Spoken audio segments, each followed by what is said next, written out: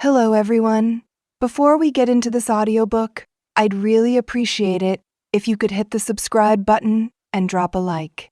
It helps me out tremendously and contributes a lot to the channel. Now let's get into the story. I hope you enjoy. In the stillness of the pre-dawn hour, the moon was low and faint silver light bathed the dense pines surrounding Crescent Hollow Pack's central village. A distant owl hooted in the trees, and the air felt charged, as though nature itself expected a shift in destiny. Raina was awake. She always rose before the rest of the pack, drawn by the slim chance that early solitude might help her forget, at least for a few moments, the heaviness of her life. She had been called the weakest Omega for as long as she could remember, scorned and dismissed by nearly everyone who knew of her lineage. She sighed, tightening a worn cloak around her shoulders as she stepped carefully along the narrow trail. Her wolf form stirred beneath her human skin, but she suppressed the urge to shift. Better to remain in human shape for now, lest she draw unwanted attention from any patrolling wolves who might question why a disgraced Omega roamed so close to the border. Despite having grown up in Crescent Hollow, Raina felt no real sense of home here. The weight of her father's sins still clung to her like a second skin. Whenever her father's name came up, it was accompanied by hushed tones and narrowed gazes, as if just speaking about him might summon ill fortune. He had been exiled a decade ago under accusations of treason so severe that the pack had spit on the ground as he was driven beyond the border. No one cared that Raina, a child at the time, had been left behind to carry his shame. She remembered that night with painful clarity. She had stood, trembling, at the edge of the central clearing. Torches crackled in the darkness, and enraged voices rose in a vicious crescendo as her father was dragged away. He never fought back. She had looked into his eyes one last time, seeing sorrow, fear, and perhaps a sliver of resignation. Then he disappeared, and her life was irrevocably changed. People used to whisper that the traitor's pup was cursed, that she embodied everything vile and impure. In the early years after her father's exile, Raina had tried to prove them wrong by working tirelessly. She took on extra chores, helped gather supplies, and even offered to join hunts so she could bring back kills that the pack might rely upon. However, the Crescent Hollow wolves made it clear they wanted nothing from her.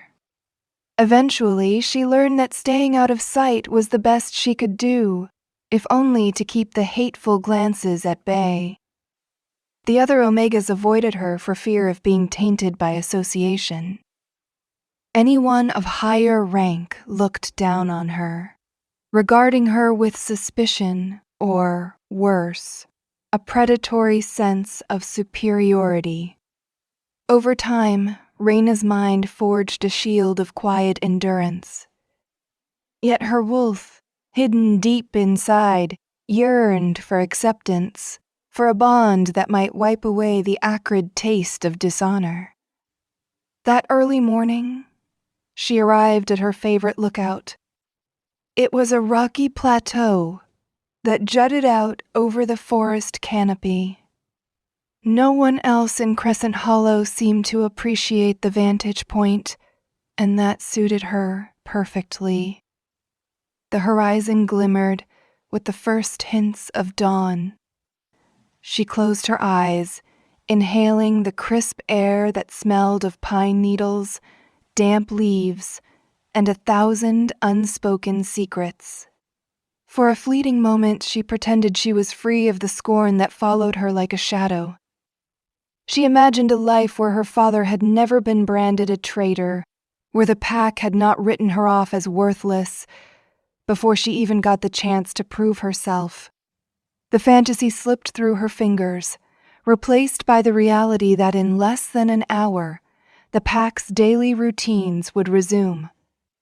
She would be needed to perform menial tasks, fetching water, cleaning the communal areas, and being the subject of sly taunts that never quite ended.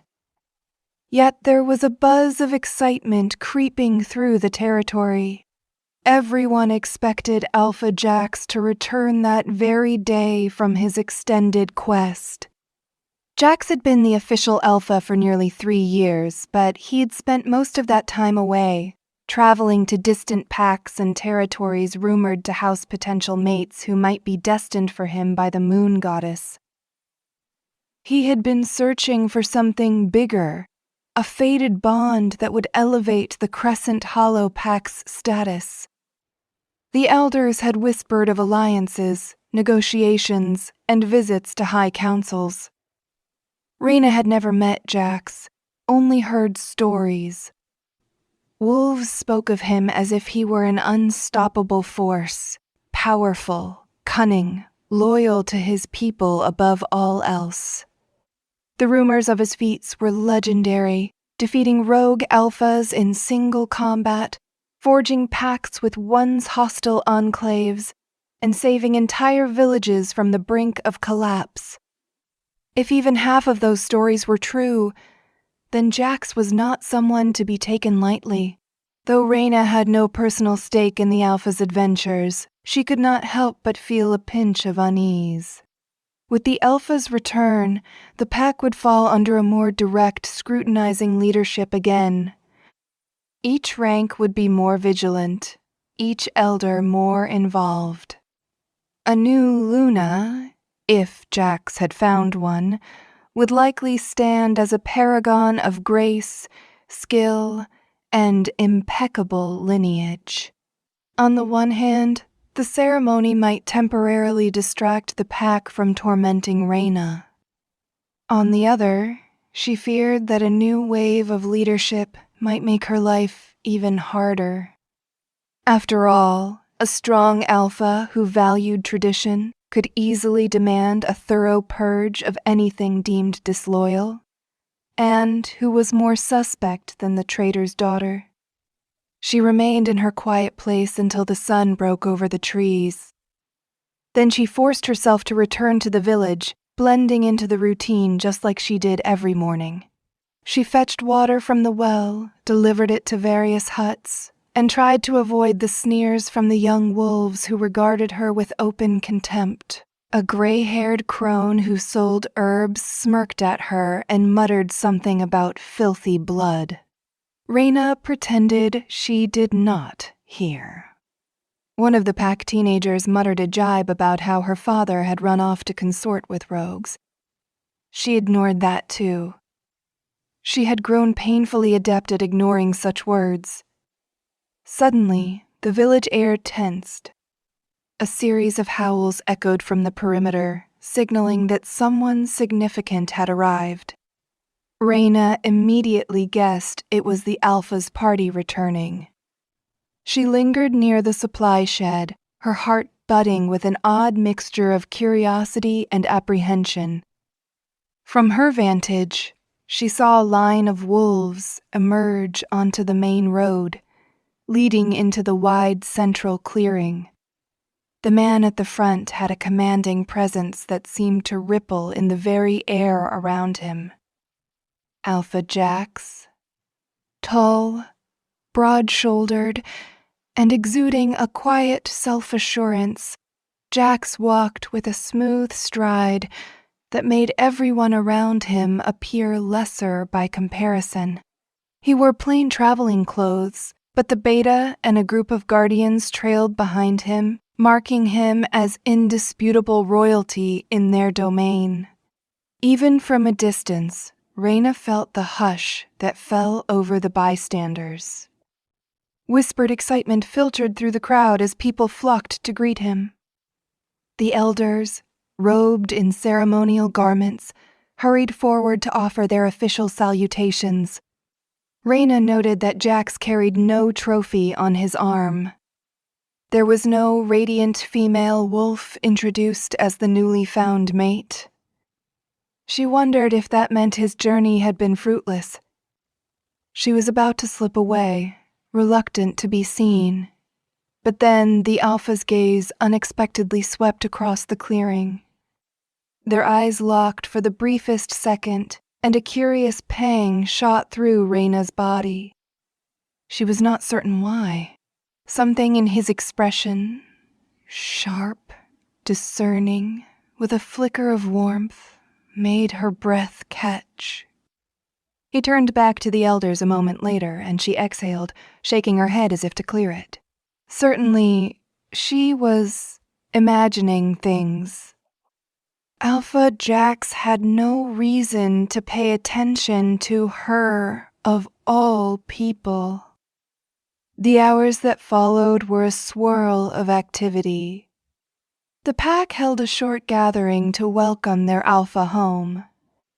Jax offered curt but respectful words, mentioning alliances he had forged and potential treaties he would soon finalize. The beta, a stern wolf named Holden, updated Jax on the affairs of Crescent Hollow, from border security to tensions with a rival pack across the valley. Raina remained on the outskirts, half listening while performing small tasks. She tried not to draw attention. Still, she could not ignore the strange flutter in her stomach each time her glance drifted to where the Alpha stood. By late afternoon, the gathering wound down. People dispersed with a renewed sense of purpose, chattering excitedly about the Alpha's potential next steps. Raina found herself outside one of the storerooms, taking inventory of the items needed for the upcoming Harvest Festival. She was alone in the dim space, counting dried herbs and noting the shortage of medicinal plants, when a low voice broke her concentration. "You there, Omega?" The tone was not unkind, yet it carried authority. Raina jumped, nearly dropping the small ledger in which she was scribbling notes. She turned slowly, expecting to see a minor officer or a caretaker. Instead, she found herself face to face with Alpha Jax.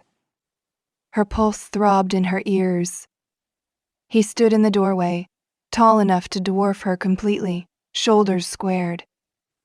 Light from the open door behind him cast his features in partial shadow, but she could still discern his striking amber eyes. They seemed to pin her in place, searching her face as though memorizing each contour. She bowed her head, reverting to the posture she had learned would keep her out of most trouble. "Alpha?" she said softly, swallowing the tightness in her throat. "I am sorry, I did not hear you approach." His voice gentled. "I did not mean to startle you." He paused, stepping into the storeroom. "What is your name?" She blinked, stunned that he would bother asking. Did he really not know who she was? Or was he testing her?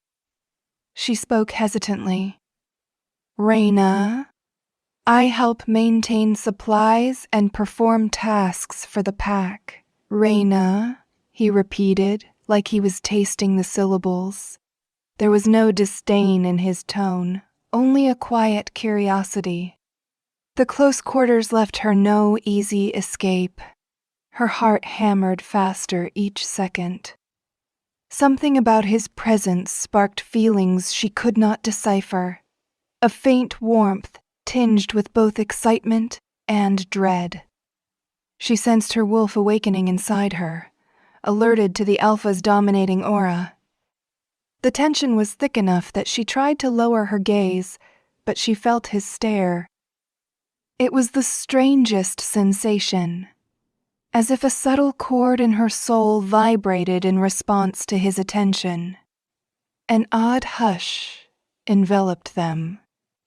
Then, Jax exhaled slowly, taking another step forward.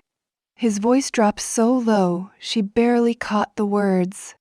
Why do I feel the mate bond here? Raina stared at him, uncomprehending, her mind blanking. Mate bond? That phrase hammered in her chest. It was the sacred connection bestowed by the moon goddess, the unbreakable thread that united two wolves destined to stand side by side. That bond was revered and sought after, especially by alphas who believed it would strengthen the entire pack. And yet, he had just uttered those words while looking directly at her. That can't be, she managed, her throat dry. She took a shaky step back, only for her spine to meet the rough wooden shelf behind her. Alpha, you must be mistaken. The mere thought that she, the weakest Omega with a traitor's blood, might be chosen by the moon goddess to be the Alpha's mate seemed laughable. She tried to breathe normally, but panic bubbled in her chest. Had the Alpha gone mad? She remembered hearing stories of illusions or curses that might warp the mate bond. What if someone was trying to sabotage him? Jax's eyes narrowed slightly, as though he sensed her confusion. You feel it too, do you not?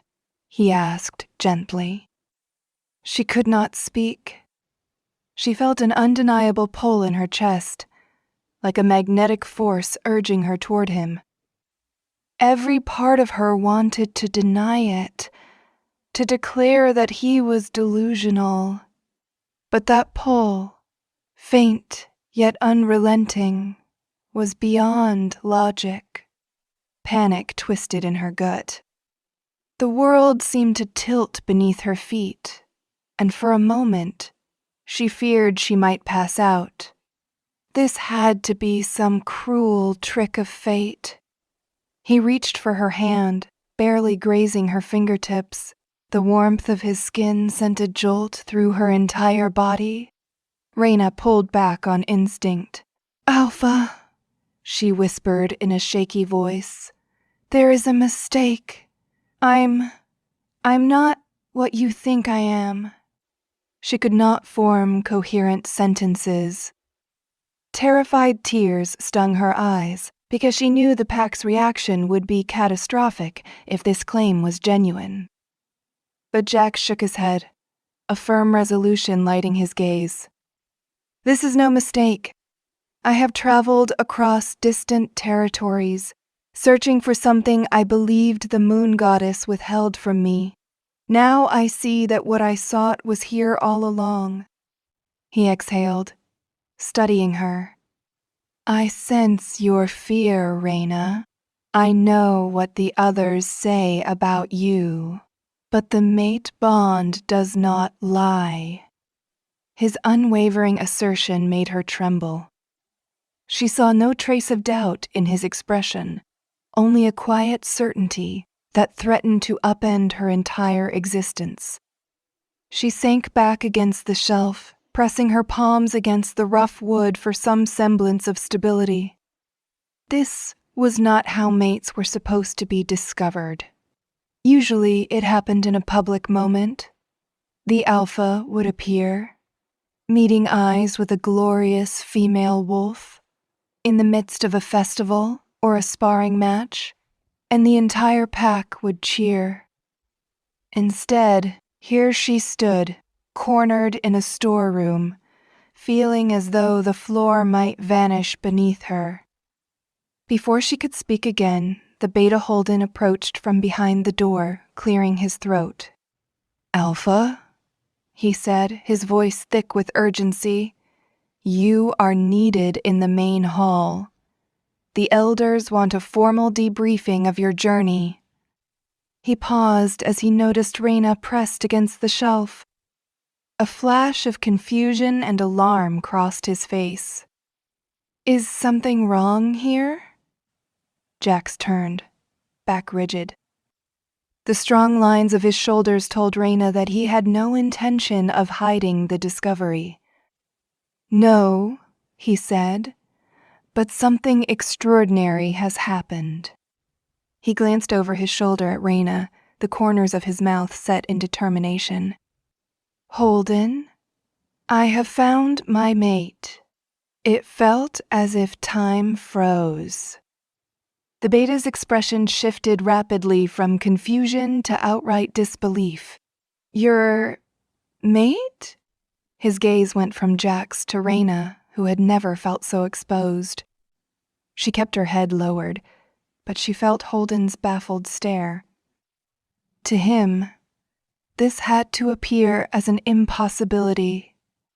She was the traitor's daughter, the Omega who could barely hold her own. The beta looked ready to argue, but one glimpse of the Alpha's resolute posture made him swallow his words. Clearing his throat again, he murmured, I see. Then you must come at once. The elders, well, we will handle it. Jax nodded, gesturing gently for Raina to follow him. She was rooted to the spot, her mind screaming at her that she was walking into disaster. Yet her wolf whined, urging her to heed the bond, to trust fate, even if it defied all logic. Slowly, she forced herself to move, arms shaking as she stepped away from the shelf. Holden observed them warily, his jaw set in a line of concern. No one spoke as they left the storeroom, but Raina felt the silent storm brewing in the beta's eyes. When they reached the main hall, a grand space used for pack meetings, Raina's worst fears began to coalesce. The elders were assembled, robed in ornate fabrics, each representing a lineage within Crescent Hollow. A handful of high-ranking wolves milled about, waiting for the Alpha's report on foreign alliances. Most turned eagerly to greet Jax, but confusion rippled through them the instant they noticed Raina at his side. Murmurs spread like wildfire. She caught fragments of hushed comments. Is that the Omega? Why is she here? Did something happen? Jax wasted no time. With unwavering conviction, he raised a hand and declared, Members of Crescent Hollow, I return from my journey with unexpected news. The moon goddess has chosen my mate. Fate has led me back to her territory to find her here among us. Excited whispers turned to stunned silence, and the elder's eyes lit with anticipation. Usually, a fated mate was cause for enormous celebration.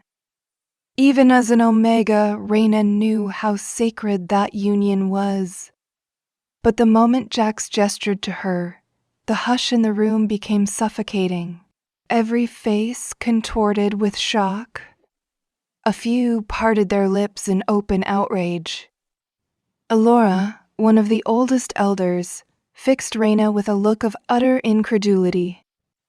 Alpha, she said slowly, perhaps you are mistaken. She was echoed by another elder, a grizzled man named Tarek. Yes, he stammered. We have known that child her whole life. She is Omega, the daughter of the exiled traitor. The bond cannot possibly be with her. Raina cringed inwardly at the harsh emphasis placed on traitor. She could practically taste the scorn in the air. She wanted to run. Only her trembling sense of pride kept her rooted to the floor, refusing to give them more reasons to call her weak. She stole a glance at Jax, who stood with calm authority, eyes flicking over the gathered pack members. He repeated that the bond was real, and that no one, not even the elders, had the right to challenge the decree of the moon goddess. At that, the hall erupted. Whispers and exclamations overlapped one another, accusations of curses, talk that the Alpha must be under a dark spell, threats that this union would bring shame upon Crescent Hollow. Holden stepped in, trying to negotiate a calmer atmosphere. Yet the conflict refused to settle. One warrior demanded proof of the bond, and an elder insisted that Raina's father's transgressions would taint the entire pack if she were to become Luna. Someone else murmured that the Alpha had spent too much time away and might have fallen prey to illusions or illusions cast by sly witches. Raina's heart pounded like a war drum. Though she wanted to believe in Jax's unwavering resolve, she realized just how massive the opposition was. Her fear soared. Finally, Jax's patience snapped. His voice was a rumble of authority that quieted every protest. "Enough," he growled. "This is not up for debate. The mate bond is sacred, bestowed by powers far beyond any of our understanding. I feel it. So does she. I will not abandon what fate has set before me. If any among you see fit to defy this, be warned. I am still your Alpha. You will respect the goddess's choice, or you will answer to me."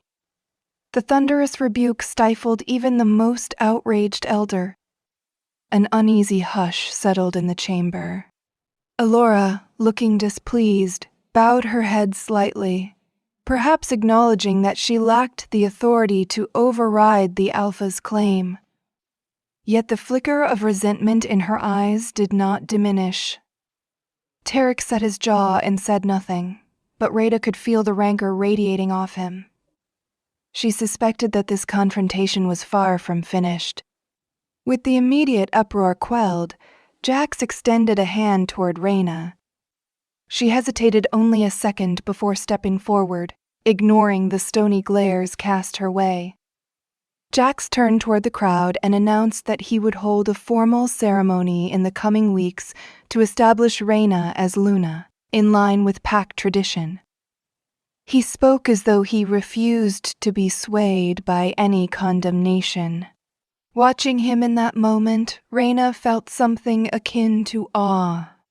His unwavering confidence in the mate bond was staggering. She hardly knew him, yet her wolf stirred with a sense of recognition, urging her to trust in him, even if she still felt the raw shock of it all. Once Jax finished speaking, the meeting dissolved into tense side conversations.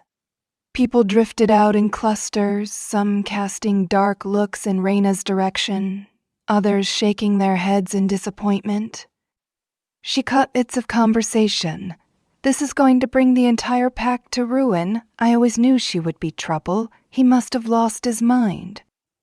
The weight of their resentment was enough to make her knees feel weak, but she forced herself to remain upright, chin raised slightly, if only to retain a shred of dignity. When the hall emptied, Jax turned to her. "You look exhausted," he said gently, his amber eyes scanning her face. "Let me walk you to my lodge. You can rest there." She swallowed. I do not think." She was about to protest that she did not belong anywhere near the Alpha's private quarters, but the look on his face brooked no refusal. The subtle lines of concern and protectiveness made her chest tighten. After a moment, she nodded. Perhaps she was too stunned to argue. Holden approached, brow furrowed. "Alpha," he began in a hushed tone, I understand the mate bond is absolute, but the pack is in turmoil. The elders are demanding a private council. Are you sure there has been no mistake? He glanced at Raina, but his expression was not hateful, merely perplexed and worried. I have never been more certain, Jax answered. The goddess does not make mistakes, Beta. We will manage the fallout. I expect you, as my second, to help me keep order. There was an undercurrent of challenge in his voice, and Holden's eyes flickered with reluctant respect. Though it was clear he doubted this pairing, he would not publicly question the Alpha any further. Jax placed a light hand on Raina's shoulder, guiding her out of the main hall. The corridor was lit by flickering torches, casting elongated shadows on the stone walls. Raina's heart thudded, half from the sense of Jax's closeness, half from the knowledge that her life had irrevocably changed in the space of an afternoon. They emerged into the open air, cutting across a courtyard toward the Alpha's private residence, a large, rustic lodge fashioned from pine logs overlooking a small lake. The reflection of the setting sun danced on the water's surface, offering a moment of picturesque calm that clashed with Raina's internal turmoil. Inside, the lodge was spacious, with a main living area adorned by thick rugs and a grand fireplace. Unlike the communal areas, this space exuded warmth and personality. She noticed a row of wooden carvings along one wall, each depicting a wolf mid-run or mid-howl, as though capturing the spirit of the pack. Outside, the sky blazed with oranges and pinks as dusk settled. Raina lingered by the entrance, hesitant to go farther, but Jax motioned for her to follow him deeper into the lodge. They passed a hallway that led to a kitchen and dining area, then ascended a short flight of stairs to a cozier wing. He stopped at a door, pushing it open to reveal a modest bedroom with a canopy bed. A tall window allowed sunlight to stream in, and the floors were polished to a gentle sheen. You can stay here if you like, he said softly, turning to face her. I will not force you to do anything you are not comfortable with. If you wish to return to your old quarters, I will not stop you.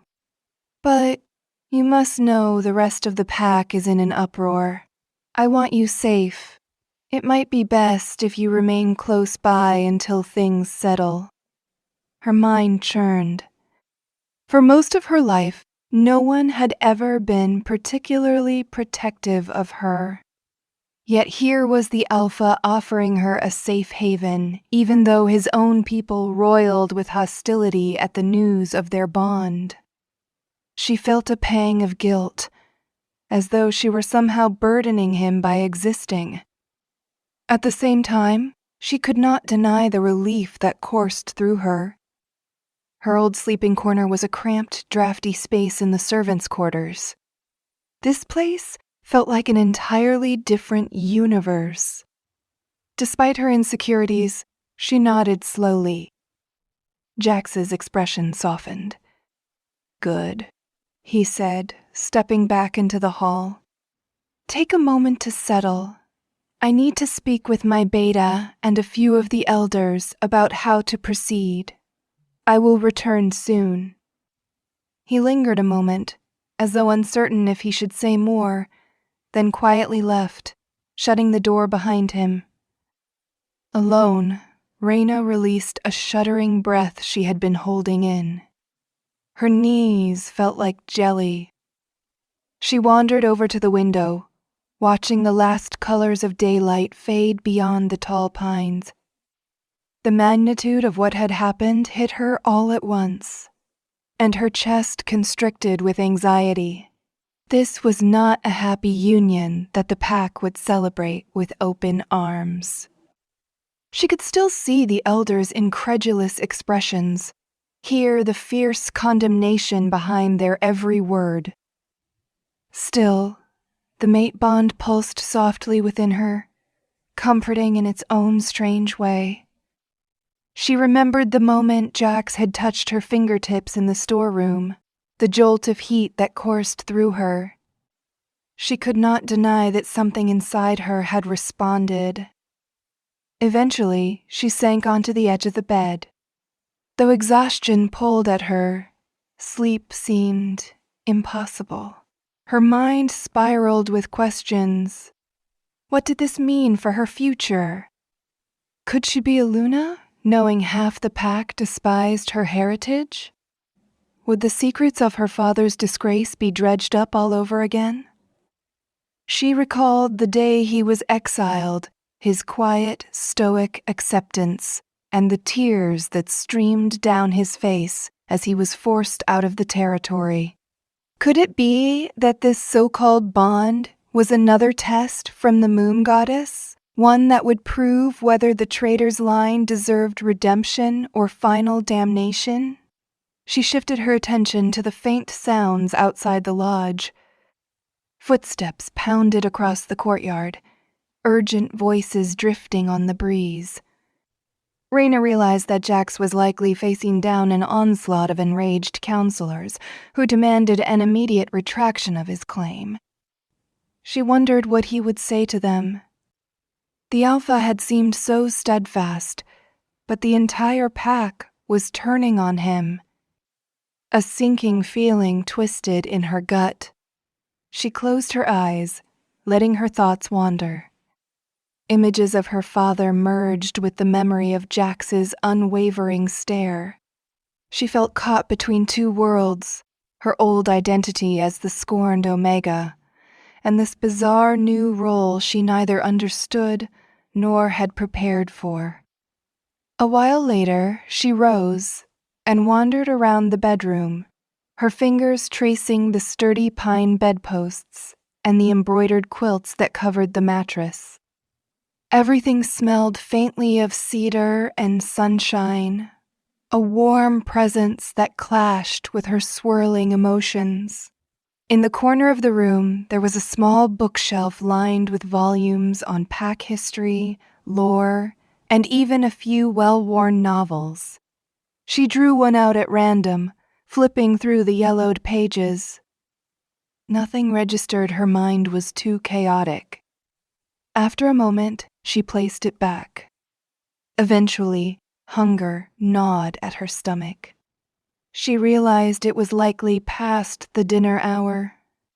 Would the lodge staff even think to bring her a meal? Or would they resent that she was here at all? Nerves fluttered in her belly. She did not want to wander the corridors and risk running into staff who might glare at her or ask questions she could not answer. But just as she steeled herself to do it anyway, there was a gentle knock on the door. She tensed. "Come in," she managed. A young woman stepped inside, carrying a wooden tray of food. She looked to be a servant, but held herself with surprising confidence. Her eyes flicked over Raina's form with curiosity, yet her expression remained neutral. "Alpha Jax instructed me to bring you this," she said, placing the tray on a small table by the bed. The arrangement was modest, a bowl of soup, a slice of bread, and some fruit. "Is there anything else you need?" Raina shook her head, offering a tentative smile. "Thank you," she said softly, unsure of how else to respond.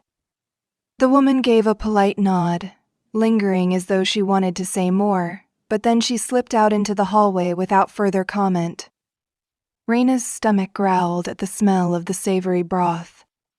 She ate quickly, half fearing that if she took too long, someone might burst in and demand she relinquish the meal. Night fell in earnest outside the window, and the lodge grew quiet.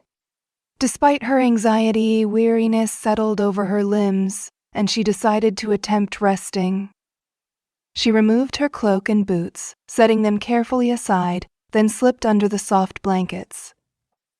The faint glow of moonlight trickled in through the window, painting the walls in pale silver. As she listened to the hush of the night, her mind drifted. She was suspended between dread and an unspoken yearning for acceptance. At some point, the door opened again. Raina stirred, blinking in the darkness. She saw Jax's silhouette outlined against the warm glow of the hallway. He stepped inside quietly, not wishing to wake her if she was asleep. Realizing she was awake, he crossed the room in a few strides, stopping a short distance from the bed. She caught a glimpse of tension in his face, the rigid set of his jaw. "Apologies," he said in a low voice. "I did not mean to disturb you. I came to check if you needed anything." She pushed herself up against the pillows, shaking her head. "I am fine," she whispered. Even in the dim light, she could see worry etched into his expression. "I am sure you have enough on your shoulders without me adding to it." He exhaled. "That is not a concern. You are my mate. My responsibilities include your well-being. Now." The sincerity of that statement made her chest ache. She had never had anyone speak of her well-being in such a protective manner. There was a moment of thick silence, and she realized Jax was deliberating whether to share what had transpired since leaving her. Finally, he spoke. "I have spent the evening trying to placate the elders, explaining that I stand firmly by the mate bond. Many are furious, questioning the wisdom of the moon goddess. Some believe you must have enchanted me." His mouth twitched in anger at that implication. "I will not relent, but it will be a difficult road." Raina lowered her eyes. She had guessed it would go poorly, but hearing it confirmed still stung. "I am sorry," she said, clasping her hands in her lap. "I never wanted this trouble for you. If the bond is a mistake," he cut her off gently. "It is no mistake. I sense it as strongly as I sense my own heartbeat." He reached out, brushing a strand of her hair behind her ear. The affectionate gesture sent a tremor through her. "Let me carry the burden of the pack's discontent. It is my job to unite them. Your task is simpler. Trust that you are meant to be here." She swallowed hard, her nerves and self-doubt warring with the calm assurance in his voice. In the end, she nodded. "All right," she murmured, barely above a whisper. The faint light cast shadows across his face, accentuating the resolve in his features. He lingered, as if he wanted to say something else. Then, seemingly making a decision, he stood straighter. "Try to rest," he said. "Tomorrow will be another difficult day, but I promise you will not face it alone." With that, he left, closing the door behind him. Raina settled back, heart thumping. Sleep came sporadically, haunted by half-formed dreams of a distant forest, her father's face flickering in the moonlight, and the intense amber eyes of Jax fixed upon her. She awoke multiple times through the night, each time sinking back into that swirl of confusion and longing.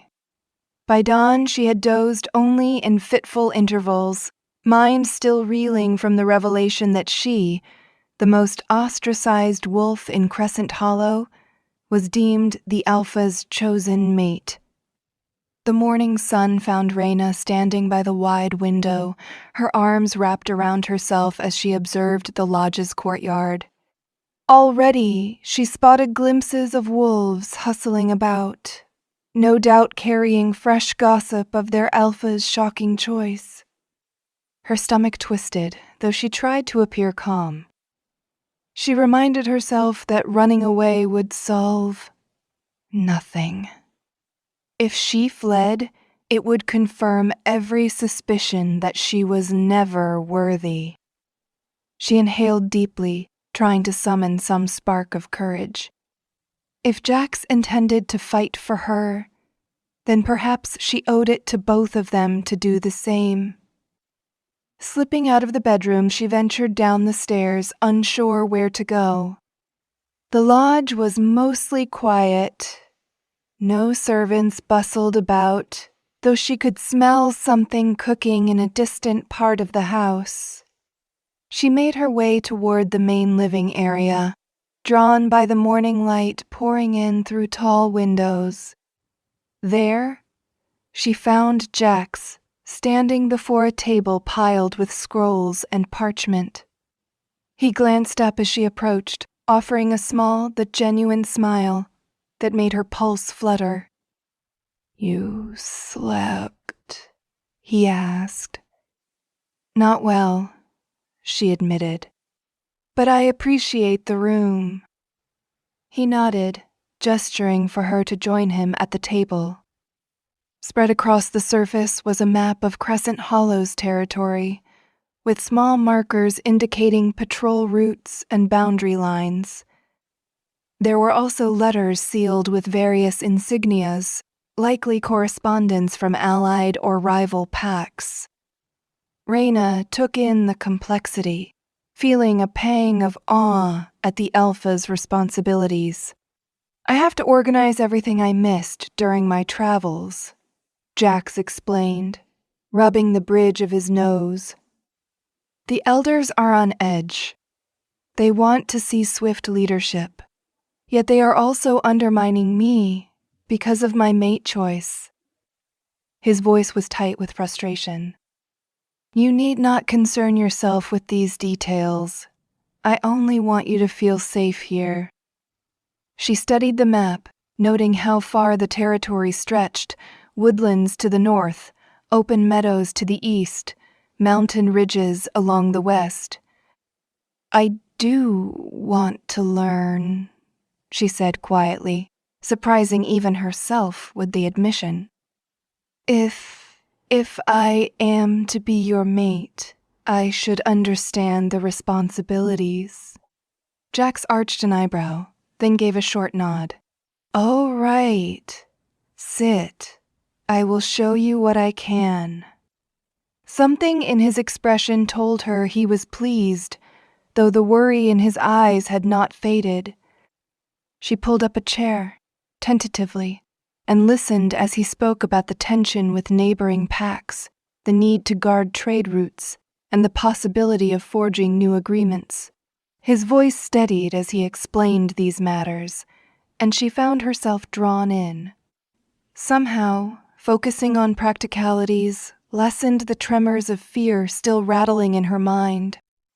An hour slipped by as he walked her through the basics of pack administration, how the beta coordinated the warriors, how the elders oversaw certain traditions, and how various families contributed supplies.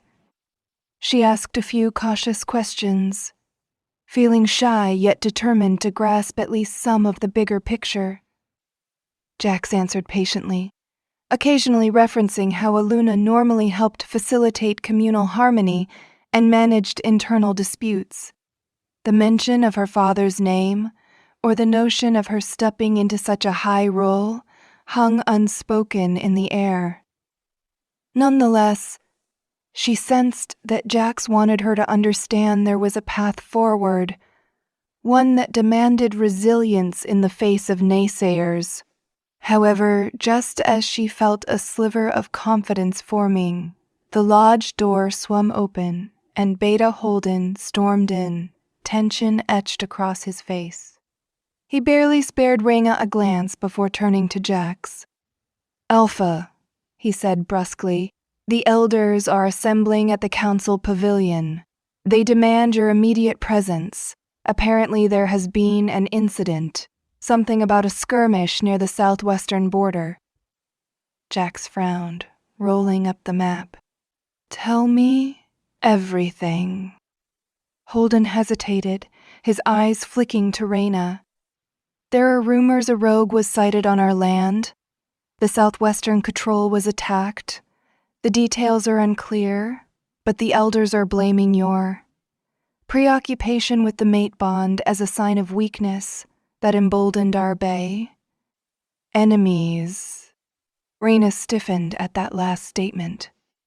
Even a rogue incursion was being pinned on her, however indirectly. Jax scowled, stepping away from the table. That is absurd, he growled. I will address them. Then he turned to Raina. Wait here, or come if you wish, but be prepared. The council pavilion is rarely welcoming at times like this. She swallowed, acutely aware that showing up uninvited would provoke more hostility. Yet, if she was to prove she belonged at the Alpha's side, perhaps shrinking away was not the right choice. Her heart pounded.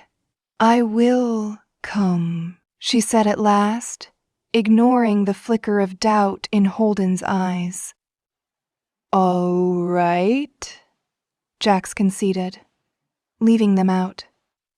The courtyard was bright with morning sun, but the atmosphere felt oppressive.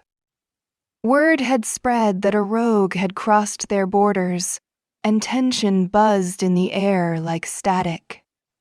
Wolves of various ranks whispered as Jax walked by with Raina close behind. She sensed the weight of their judgment in every glance.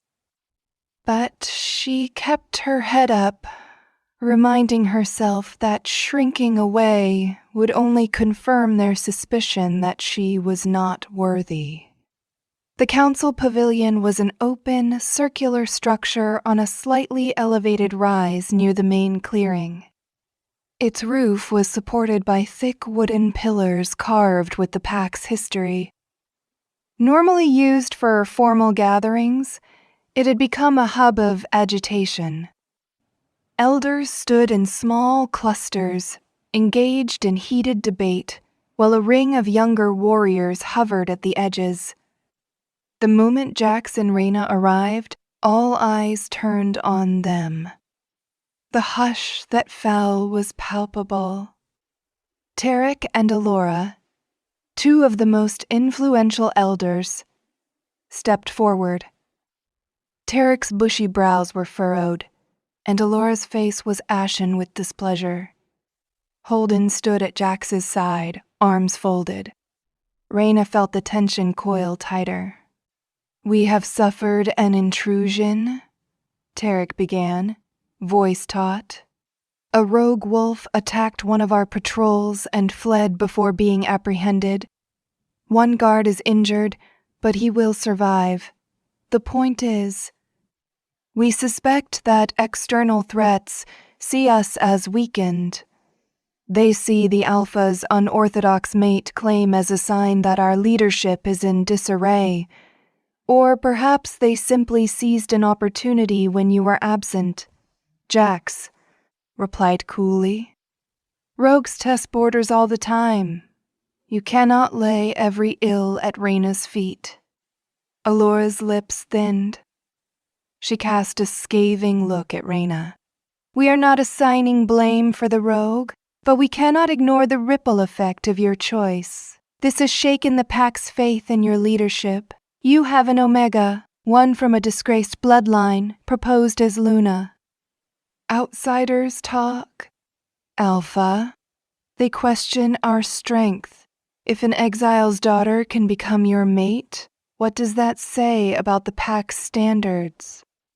We do not want to return to the days of war, but a wounded reputation can invite aggression. Raina felt her cheeks burn. Hearing her father's disgrace flung around so casually made her want to speak up, to defend herself. Yet fear and years of learned submission kept her silent. She sensed Jax's aggravation rising. He drew a slow breath, as though reining in his anger.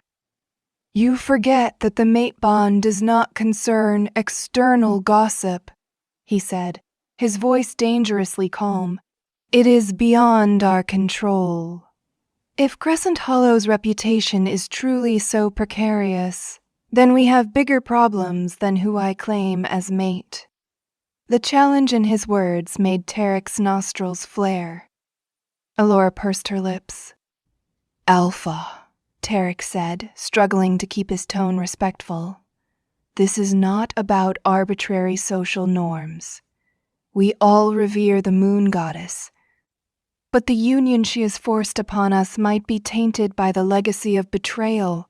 Jax cut him off with a growl that rumbled in his chest. "No more of that talk," he warned. "Raina is not responsible for her father's decisions. She is under my protection. If we suspect a rogue incursion, we will handle it by strengthening the patrols, not by undermining the goddess's will." A thick silence ensued. Raina's legs trembled, but she forced herself to remain upright. She felt the pack's eyes flicking between Jax and the elders, as if anticipating a showdown.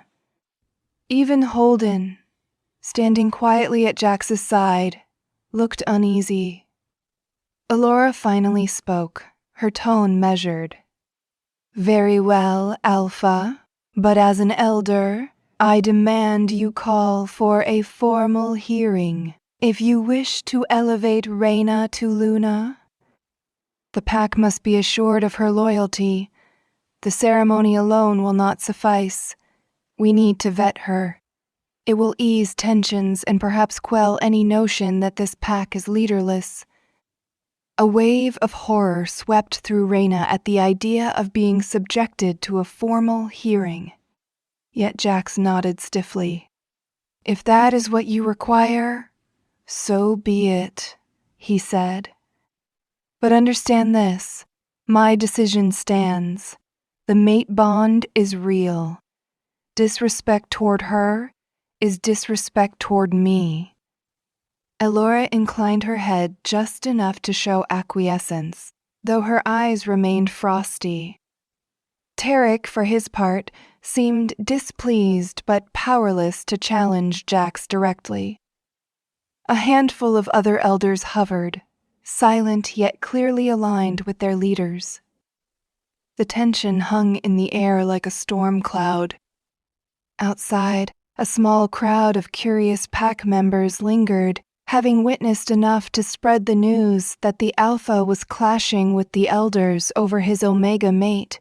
Eventually, the meeting ended with no further incidents. Jax turned to Raina, placing a protective hand on her shoulder as they stepped away. She felt the intensity of his gesture. He was making a statement that he would not abandon her. She just wished she could feel less like a burden that threatened the pack's cohesion. As they walked, Holden sighed heavily. "Alpha, the hearing is going to stir a hornet's nest. They will dredge up the entire story of her father's exile. The younger wolves have grown, appearing only the official version, that he betrayed the pack in some dire fashion. Many will use this hearing to smear her further." Jax's jaw clenched. "Then we will show them the truth," he said firmly. "The hearing will be the moment she stands proud before all. If they want a test, we will give them one. And we will not allow them to twist her father's story into further lies without proof."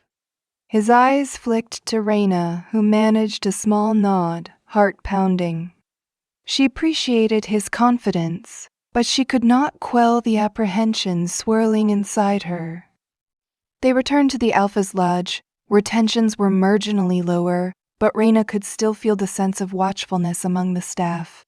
Jax resumed his paperwork, conferring with Holden over how to prepare for the hearing and discussing increased border patrols due to the rogue sighting. Raina hovered at the fringes, absorbing it all in silence. Occasional staff members came and went, dropping new reports. Each time they glanced at her, she felt a jolt of insecurity. She knew they were judging her, wondering how an Omega, especially one with her father's infamy, could stand in the Alpha's home like this. But she forced herself not to retreat. Later, a knock sounded at the door, and a patrol guard entered, reporting that the southwestern perimeter was now secured. The rogue was nowhere to be found, but they had discovered footprints that suggested he might have had help from someone who knew the territory well. Raina's stomach twisted as she listened. The guard hinted that the culprit must be from Crescent Hollow or an allied pack, someone who might be providing rogues information. The implication was chilling. A traitor within their own ranks. Raina saw how that word, traitor, made everyone flinch, memories of her father's exile looming like a specter in the background. Once the guard left, Jax leaned over the map, pointing to the southwestern region. "I want watchers placed here, here, and here," he said to Holden, tapping various ridges and vantage points. "We cannot let any more intrusions happen, and we need to find out who is helping these rogues." Holden nodded. "We will need trackers. Perhaps we can question those who were loyal to the old Alpha, see if there are any lingering grudges." Raina felt a pang of guilt. She remembered vague rumors that her father's exile had occurred shortly after a rift in the leadership, but she had never dared delve too deeply, for fear of drawing attention. Now, she wondered if that rift was re-emerging somehow, and if her father was a scapegoat in a larger game. She recalled the vacant expression he wore as he was cast out, the way he refused to speak in his own defense. Could it be that someone high-ranking had manipulated the situation? The rest of the afternoon passed in tense discussions. Raina spent much of it in uneasy silence, occasionally fetching water or scanning the old records Jax had spread on the table, searching for any reference that might explain how traitors operated within the pack. Most of the notes were vague, mentions of past conflicts, alliances, shifts in leadership. The official record of her father's crimes was sparse.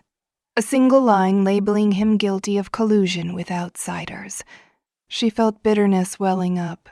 If there was more to the story, it was sealed behind the pack's higher echelons. By evening, Jax declared he was stepping out to gather more intelligence. He suggested that Raina remain in the lodge for her safety. She felt a flare of frustration at being sidelined, but she understood the logic. She was tired and raw from the day's confrontations. As twilight deepened, the staff placed a modest dinner on the main table, some roasted game, vegetables, and warm bread. Raina nibbled on her portion, appetite dulled by anxiety, then excused herself to the second-floor bedroom. The corridor was dimly lit by lanterns, casting flickering shadows across the walls. Inside the bedroom, she sank onto the bed, pressing a hand to her forehead. The idea of a formal hearing in front of the entire pack made her palms sweat.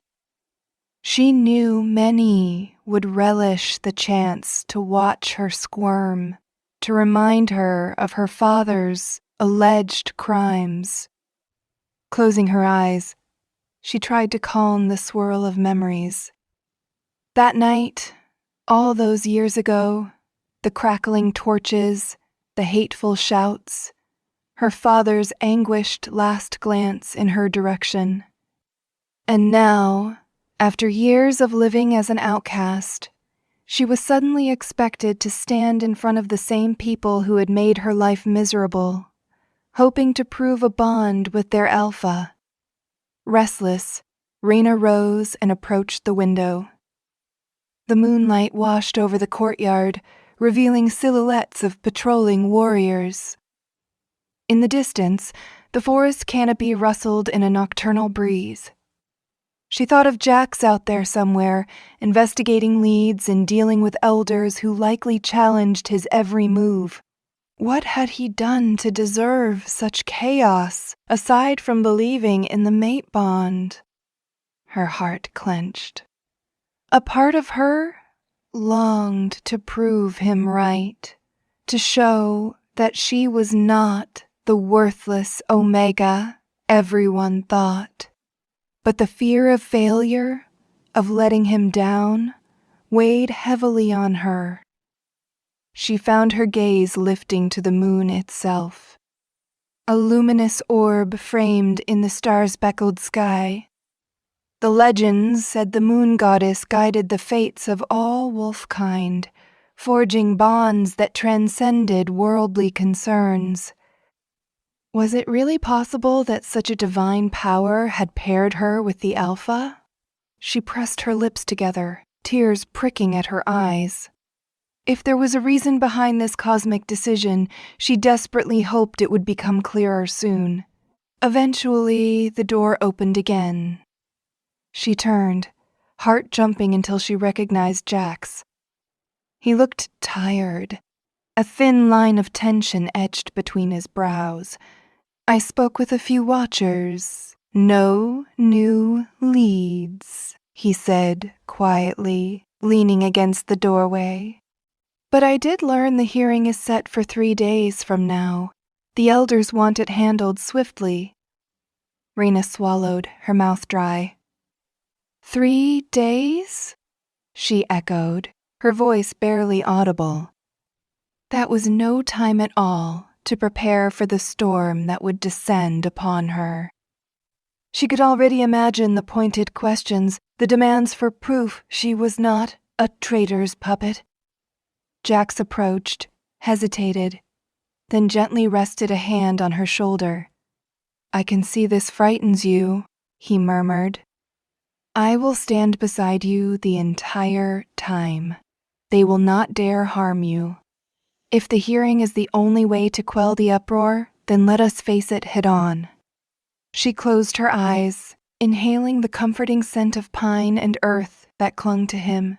Her wolf stirred at his closeness, a faint sense of belonging flickering through the dread. I just do not know what they will ask, she admitted.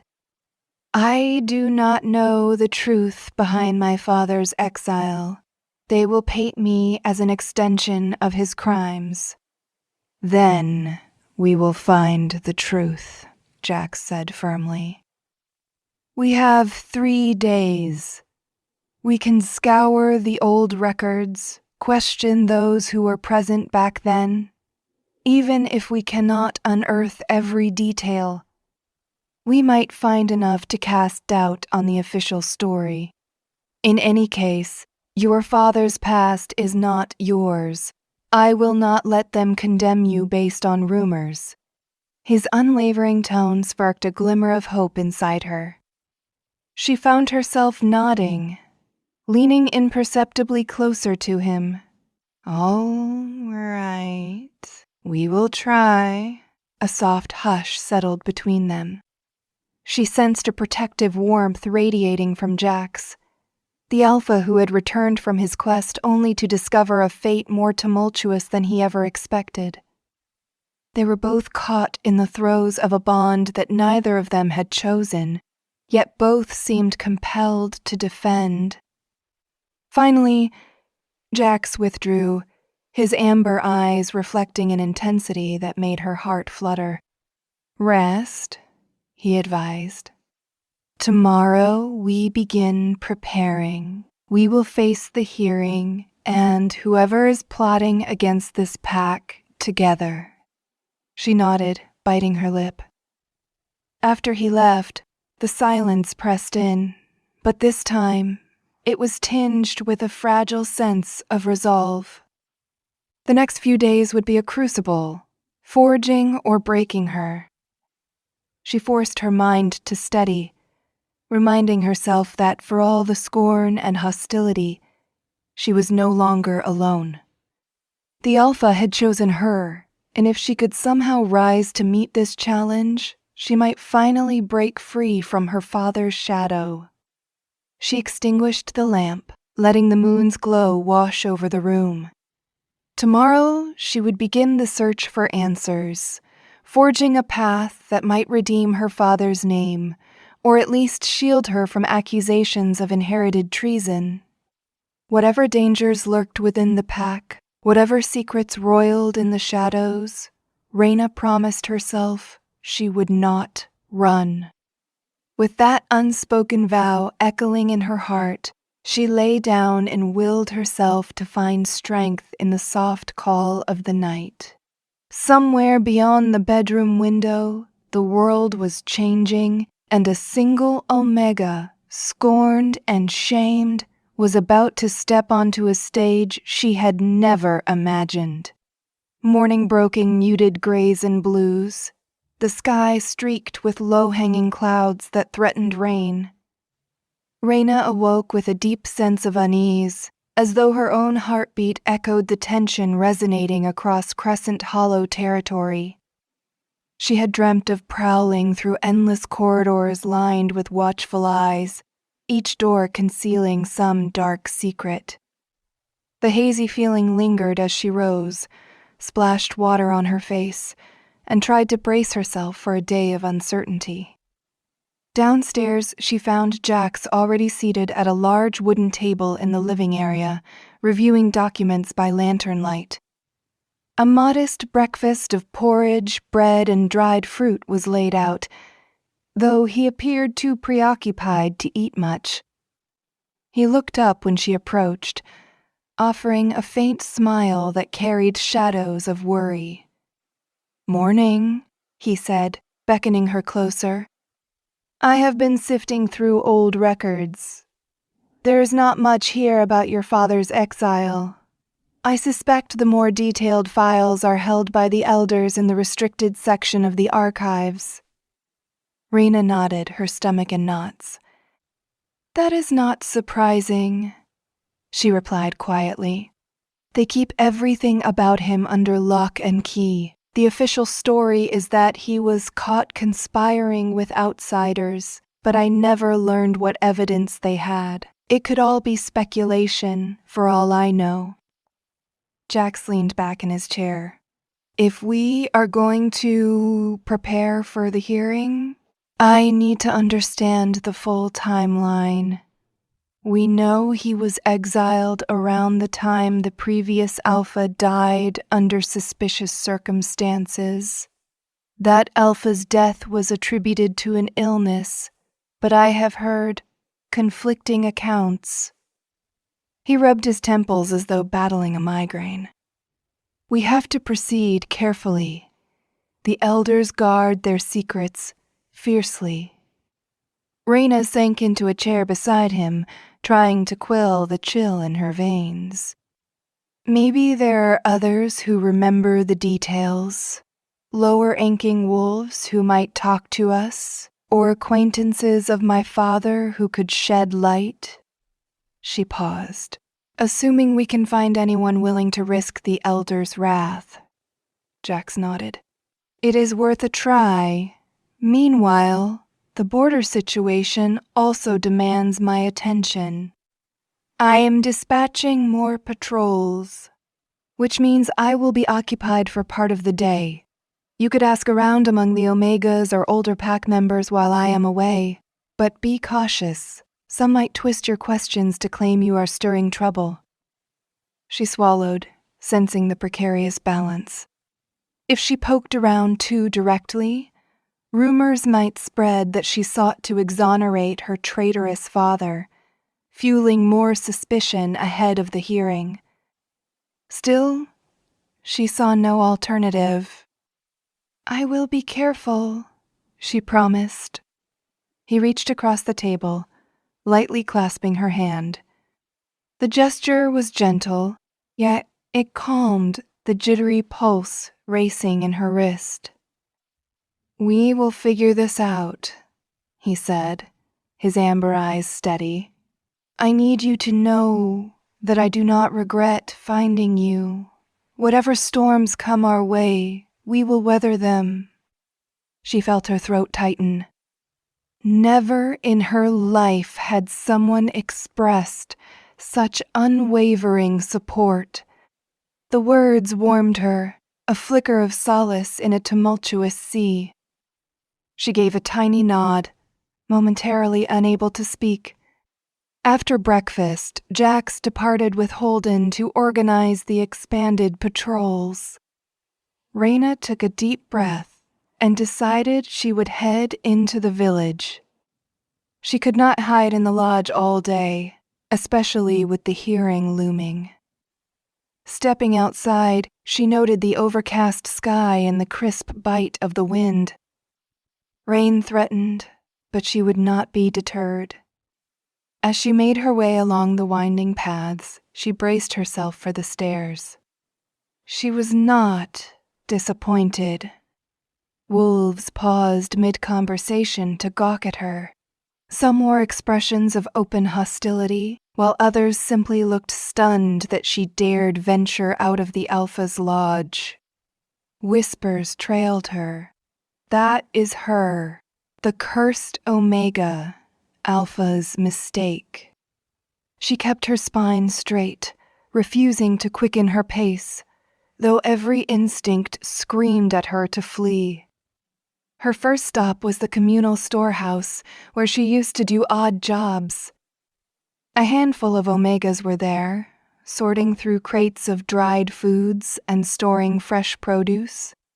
Most knew her, but they averted their eyes.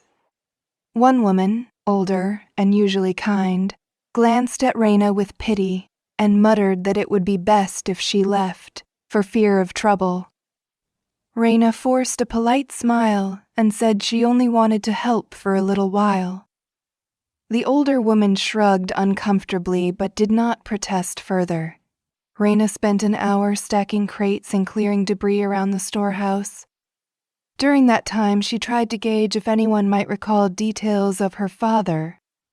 She mentioned his name delicately, but the moment it left her lips, the others stiffened. She pressed on, asking if they knew who her father had associated with before his exile. One younger Omega, ears reddening, mumbled that he had been too young at the time to remember. Another snapped that it was dangerous to speak of traitors, especially now. Raina recognized the fear in their eyes. She decided not to push her luck. Instead, she finished her chores in silence and left, no closer to the truth. Next, she visited a small workshop on the village's edge, where the pack's leather goods and simpler weapons were crafted. She recalled that a seasoned craftsman named Varys had been around back when her father was still part of the community. Varys was known for his exceptional skill and his borderline heretical opinions. He sometimes muttered that the pack's leadership was too rigid. If anyone might be willing to share a hidden story, it could be him. The workshop smelled of tanned hides and heated metal. She spotted Varys near an anvil, hammering something with meticulous care. He glanced up when she entered, and a flicker of recognition crossed his wrinkled face. "Raina?" he said, surprise lacing his tone. "Well, well. Been a while since you came this way." She offered a nervous smile. "Hello, Varys. I was wondering if I could speak with you?" He set the hammer aside, wiping sweat from his brow. His sharp eyes took in her appearance. "Heard the rumors," he stated, his voice neither mocking nor overly warm. "Quite the stir you have created. The Alpha's mate did not see that one coming." Flushing, she ducked her head. Leave me. No one is more shocked than I am. She shifted her weight, deciding to be direct. I need to learn about my father's exile, the real reason behind it. You were there, were you not? Theris's expression hardened. He cast a glance around, presumably checking if anyone else was within earshot. The workshop was mostly empty aside from piles of materials. You have nerve, bringing Matt up. You want to dredge up old wounds so close to the hearing? The elders will have your head if they find you snooping. Raina squared her shoulders. I do not have a choice. They are dragging me before the council to prove I am not tainted by his supposed treason. If there is anything you can tell me, any lead, it might help me defend myself. He studied her for a long moment, then sighed, laying down the piece he was working on. Your father? He was no saint. He questioned the old Alpha about certain decisions, claimed something was rotten in the high ranks. That got him in trouble. But whether he truly conspired with outsiders or not, I never saw proof, just heard a lot of talk about how he had gone too far in challenging the leadership. Next thing I knew, they announced he was a traitor. The old Alpha fell ill shortly after, and your father's guilt was assumed to be involved somehow. It was all too convenient, if you ask me. Raina's heart fluttered. So you think it could have been a setup? Varys shrugged. Politics can be dirtier than a hog's pen. There were rumors your father stumbled on something. Maybe it was records of shady dealings with outsiders. Maybe blackmail. No one knows for certain. The fact is, he was exiled without a thorough trial. The elders just wanted him gone, did not want his questions stirring discontent at a time the pack was fragile. She swallowed, a mixture of relief and dread coursing through her. This meant there was a possibility her father was innocent, or at least not the monster they painted him as. Could you testify to that? At the hearing? She asked, voice trembling. If the pack realized there was no real proof, Varys grimaced. Testify? Lass, I am no fool. The elders already cast your father out. You think they will show mercy to me for contradicting them? No. If you want to bring the truth to light, you will need something more concrete than old Varys's recollections. He wiped his hands on a rag. But I do recall your father used to keep a journal. He was meticulous, always jotting down notes about what he learned. Could be that the records you need are in there, if it still exists. A spark of hope flickered. His journal? She repeated. She had been too young to notice if her father had a habit of journaling. Do you know where it might be? No idea. After the exile, the Guardians ransacked his living space. If they found a journal, they might have destroyed it. Or it might be rotting in the restricted archives. Your best bet is to search the Alpha's lodge or the council archives. If the item was confiscated, the elders would keep it out of public reach. He paused, leaning in. Be careful, Raina. If you start snooping around the archives, you will draw attention from the wrong people. Her shoulders tensed. She had no illusions that sneaking into the restricted section of the archives would be easy or safe. But the seeds of determination planted themselves in her mind.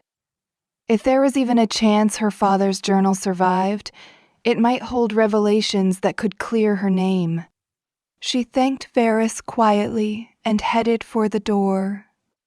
Before she left, he called out, I do not envy you, but for what it is worth, I never believed your father was the vile traitor they claimed." She mustered a grateful nod and slipped into the drizzly daylight. The day wore on in a haze. Raina wandered the village, discreetly gathering scraps of information. A few older wolves hinted that her father had indeed been a man of principles who disliked corruption. Some, however, maintained he was a rabble-rouser who flirted with dangerous alliances. Overall, she found no definitive proof. Yet the echoes of a conspiracy lingered in every whispered rumor. By mid-afternoon, the clouds opened up, and a steady rain began to fall, driving most wolves indoors. Raina's cloak was soon soaked, and she shivered as the chill sank into her bones. Hurrying back toward the Alpha's lodge, she caught glimpses of other pack members scurrying for shelter. Several paused to glare at her, but none dared approach. She realized with a sad clarity that her presence had become a lightning rod for tension. Nobody wanted to risk incurring the Alpha's wrath by openly attacking her. Yet no one wanted to be seen offering her kindness either. When she finally reached the lodge, she found Jax in the living area, conferring with a few guardians. They were discussing border patrol rotations and a potential conflict with a neighboring pack that had grown aggressive. The moment he saw her dripping in the doorway, he dismissed the guardians. "You are soaked," he admonished gently, crossing to her side. She shrugged, forcing a faint smile. "It started pouring. I did not realize it would get this bad so quickly." He took her cloak and draped it over a chair by the hearth to dry. Then he passed her a towel, his gaze full of concern. "Did you learn anything?" She nodded, voice hushed. "Some rumors, some half-truths. Varus told me my father might have had a journal that documented everything. He suggested that if it was confiscated, it might be in the restricted archives." Jax's mouth set in a thin line. "The elders keep a tight lock on those archives. Even as Alpha, I do not have free rein to barge in. The council requires a formal request to view them, unless in times of dire emergency." He hesitated, glancing at the wet footprints she was leaving on the floor, then gestured for her to sit by the fire. "But we do have an angle. Since the hearing is a matter of clearing your name, I can demand access. It might cause a commotion, but so be it." Her chest felt lighter at the thought. "If we found it, his journal, maybe we could prove that the official story was a lie." Jax nodded gravely. "It is worth the risk. The hearing is in 2 days now, so we need to move quickly." He took a seat across from her, the firelight dancing across his features. "I will bring this up with Holden. We will see how the elders respond when I cite the hearing as justification." "Thank you," Raina murmured, her eyes lifting to meet his.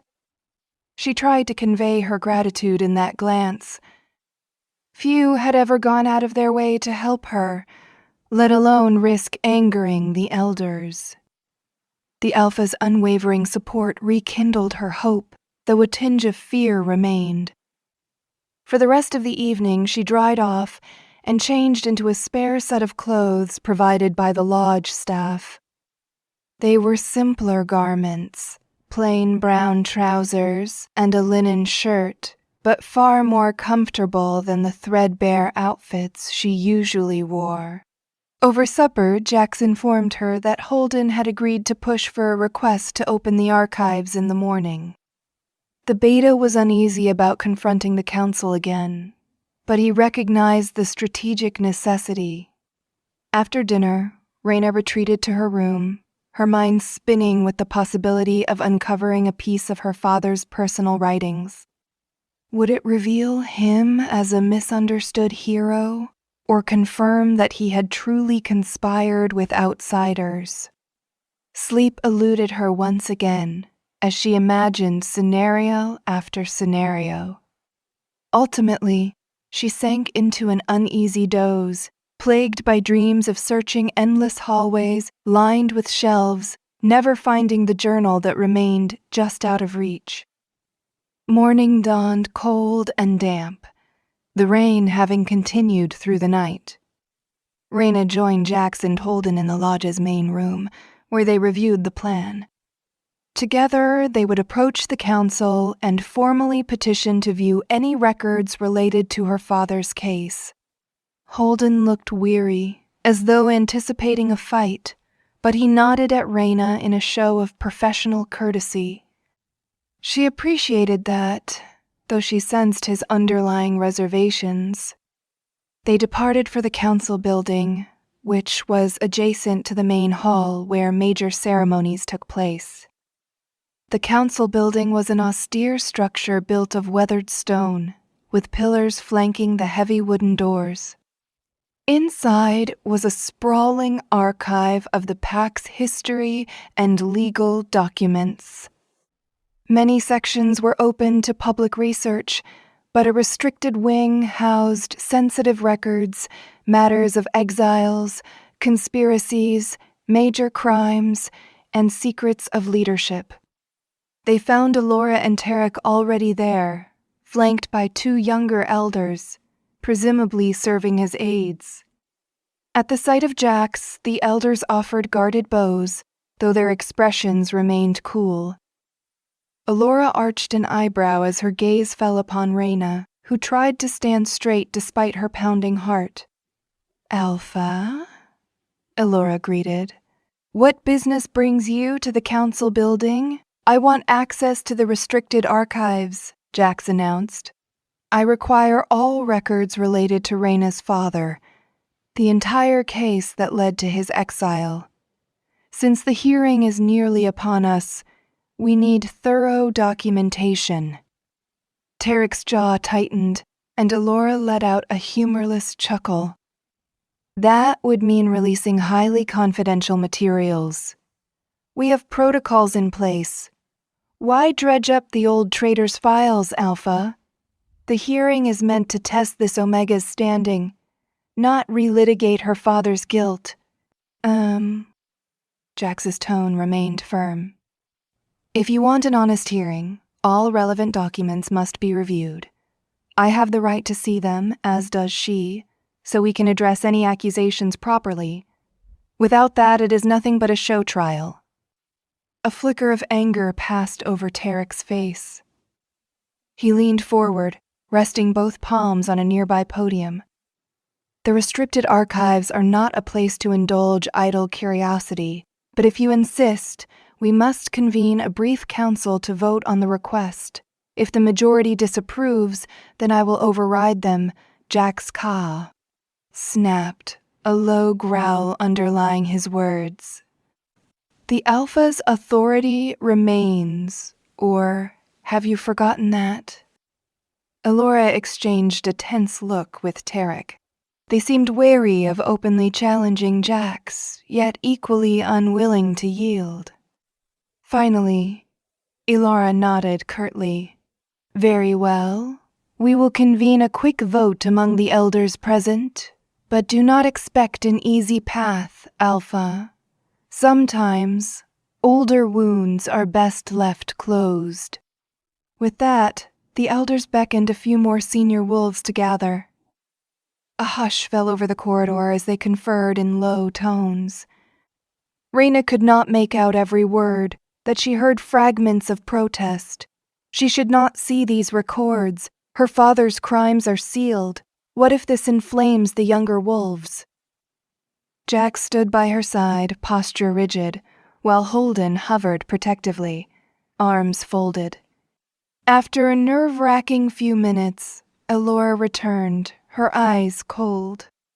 "We have agreed to allow you into the restricted archives, but only with an elder escort. You will be permitted to see only the files relevant to Raina's father, no more." Her gaze flicked to Raina, And if you remove or tamper with anything, we will know. Raina's heart pounded with relief, though Alora's ominous warning sent a chill down her spine. Jax responded with a curt nod. That will suffice.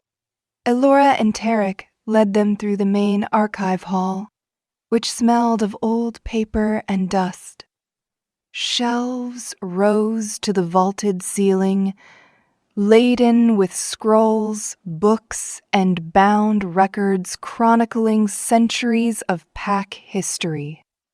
At the far end was a locked iron gate with intricate symbols carved into the metal.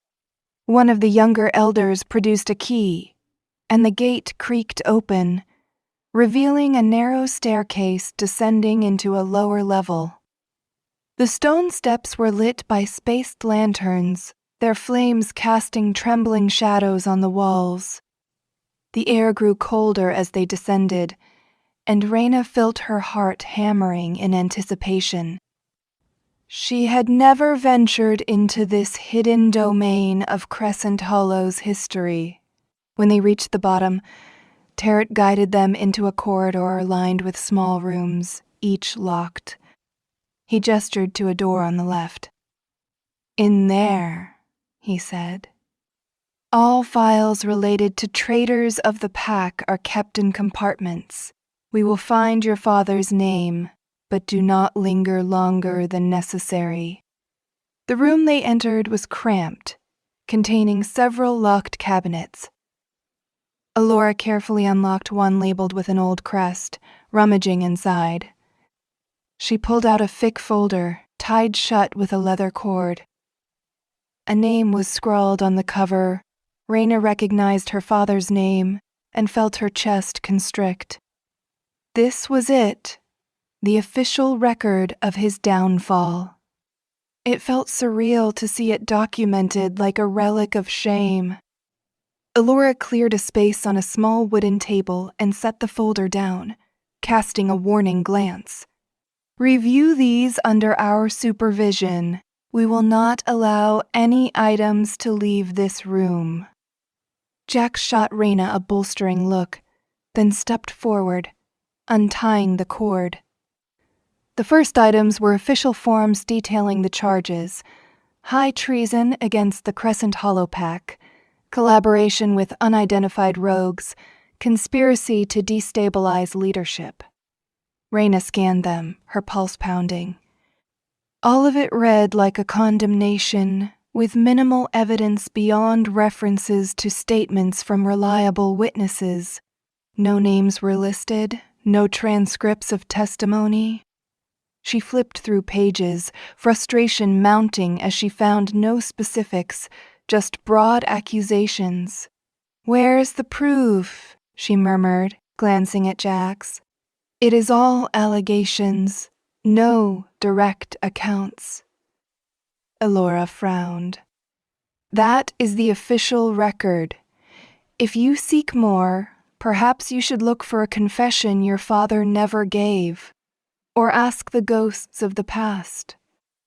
Jax ignored the elder's snide remark. He continued flipping through, carefully examining each sheet. Near the bottom, they found a sealed envelope marked Personal Effects. Raina's breath hitched. Could this be the journal? Jax looked at Alora, who scowled but nodded her permission. He slipped the letter opener beneath the seal and carefully pried it open. Inside were only a few items: a tattered scrap of parchment and a single page that seemed torn from a small notebook. Raina's heart clenched in disappointment. This was no lengthy journal. But perhaps it was part of one.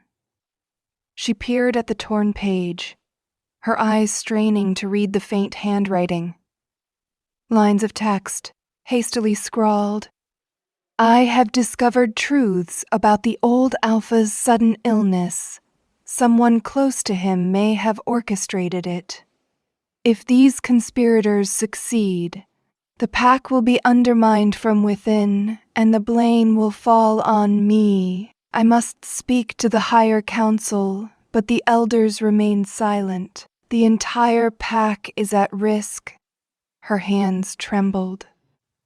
She looked up at Jax, whose expression darkened with realization. This suggests your father knew something about the old Alpha's death, he said quietly. Tarek huffed, stepping closer to read.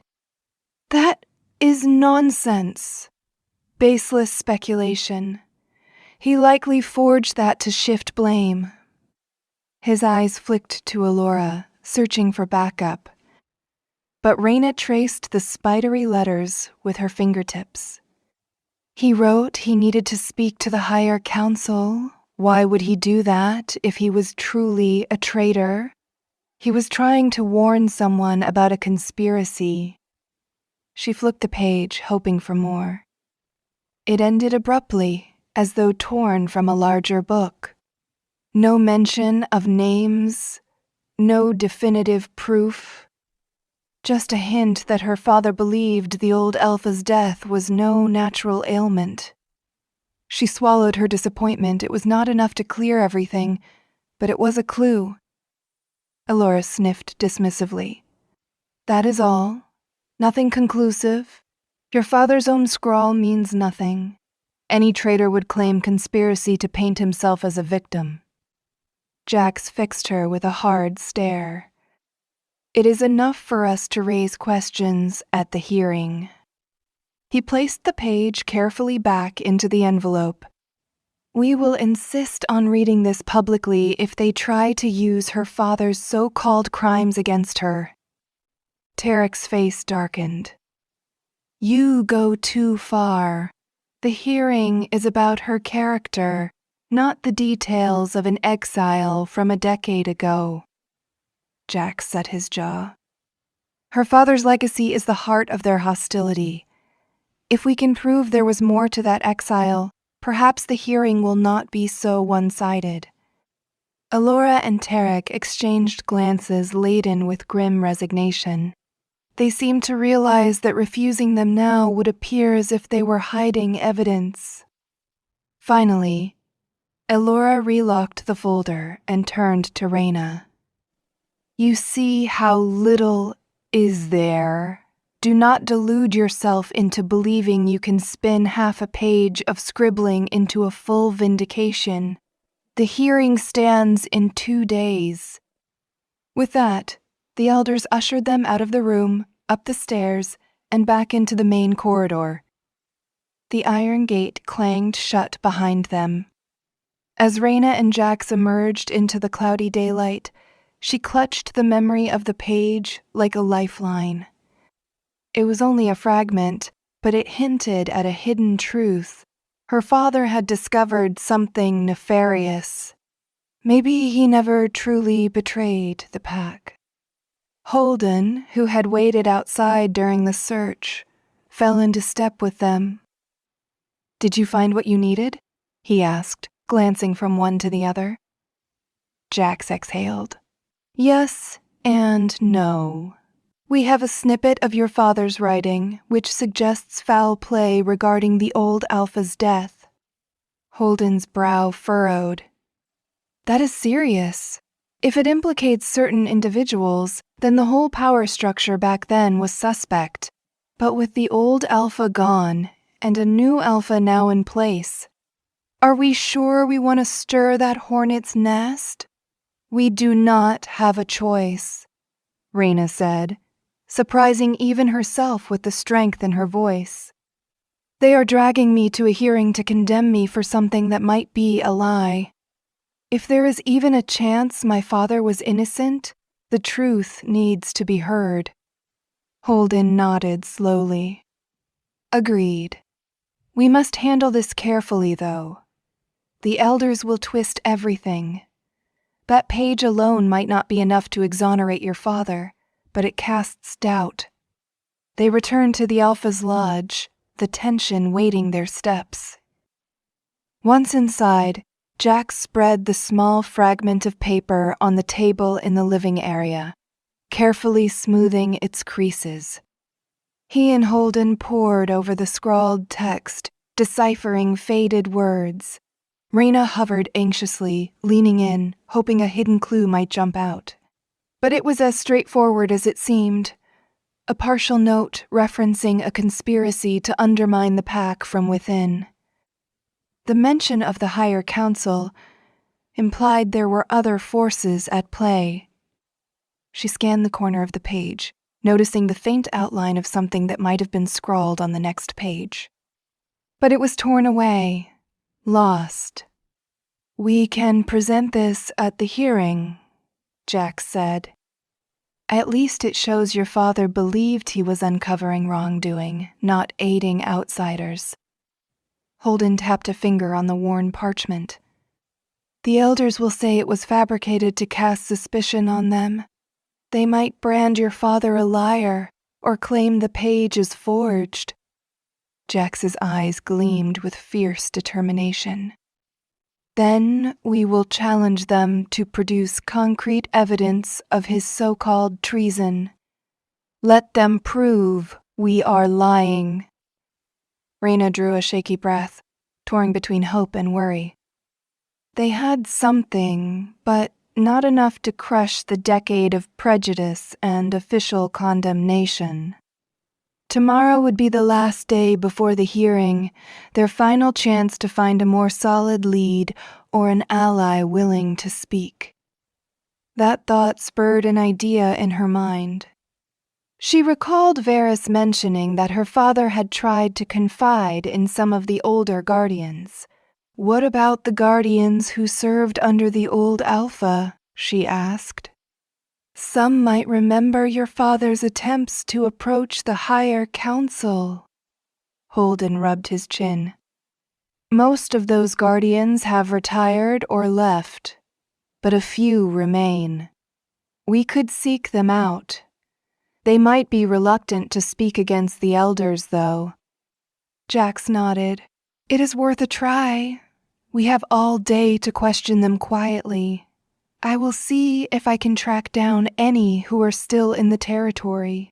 Raina, you can assist Holden in that search. Meanwhile, I will review old Alliance records to see if there was any unusual activity during that time." She agreed, heart pounding. This was their best, perhaps only chance, to gather more evidence before the hearing.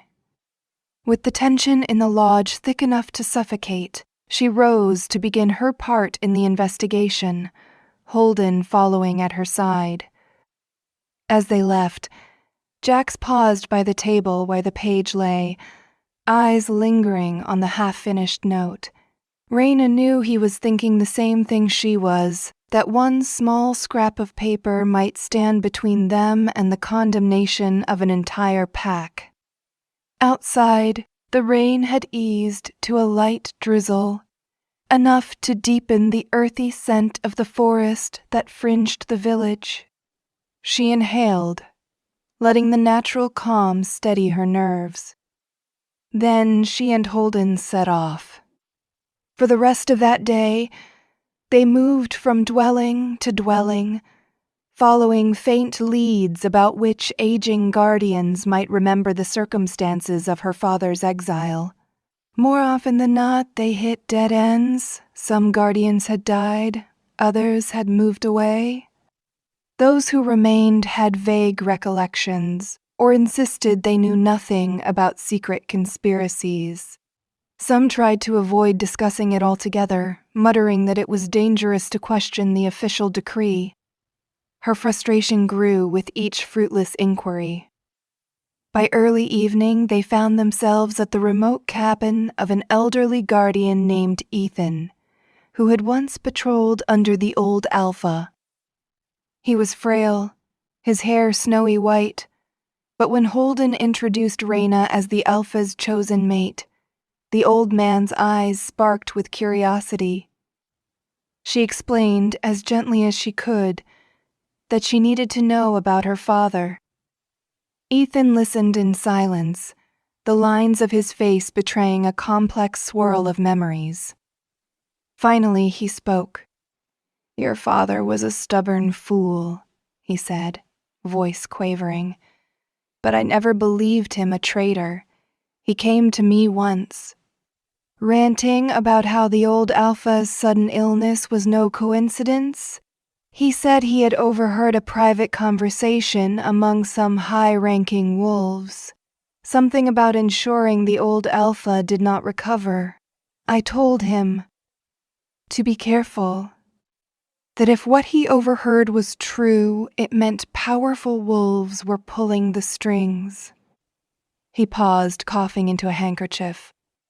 I do not know who they were, but I suspect they were close to the Alpha. Then your father vanished, and the next thing I heard was that he had been accused of heinous crimes. Raina's stomach clenched. Did he mention any names at all? Anything that could identify these conspirators? Ethan frowned, his wrinkled brow furrowing. He only said he recognized one voice among them, belonging to someone on the Alpha's advisory council. The Alpha had a small circle he trusted. Some were elders. Some were top warriors. Could be any of them. After your father was exiled, I kept my mouth shut, fearing for my life. I have no proof, just the memory of his desperate pleas. Holden stood with arms crossed, jaw tight. Do you realize the significance of this? If we could confirm that certain council members plotted the old Alpha's downfall, it would mean your father was framed. Ethan nodded gravely. I have long suspected it was a cover-up, but decades have passed and my health is failing. I am not sure my testimony holds weight anymore. He coughed again, pale eyes flicking to Raina. Child, be careful. If conspirators remain in the pack's ranks, they might view you as a threat, especially now that you are linked to the Alpha. Raina's pulse pounded. Another cautionary message, another hint that someone high up had orchestrated her father's downfall. She thanked Ethan softly, promising to tread carefully. Holden walked her back to the Alpha's lodge, wearing a pensive expression. We might use Ethan's recollections at the hearing, Holden said. But they are still just words, overshadowed by the official records. The elders will dismiss them as a dying man's ramblings. Raina nodded in grim understanding.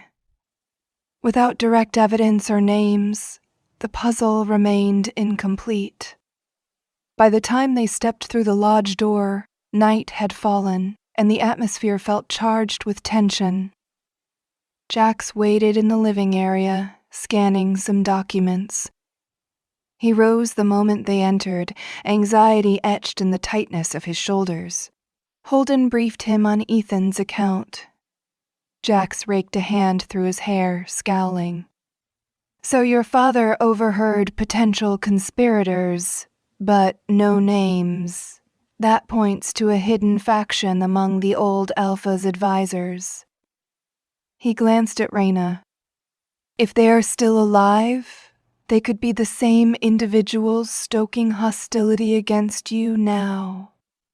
A fresh wave of apprehension washed over her. What do we do? Jax set aside the papers. Tomorrow is our last day before the hearing. I will personally question a few senior council members, try to gauge their reactions. Meanwhile, I suggest you rest. We have to be prepared to face whatever the elders throw at us. This hearing will be a spectacle. She could only muster a nod. Exhaustion weighed heavily on her, body and mind worn down by the endless quest for truth.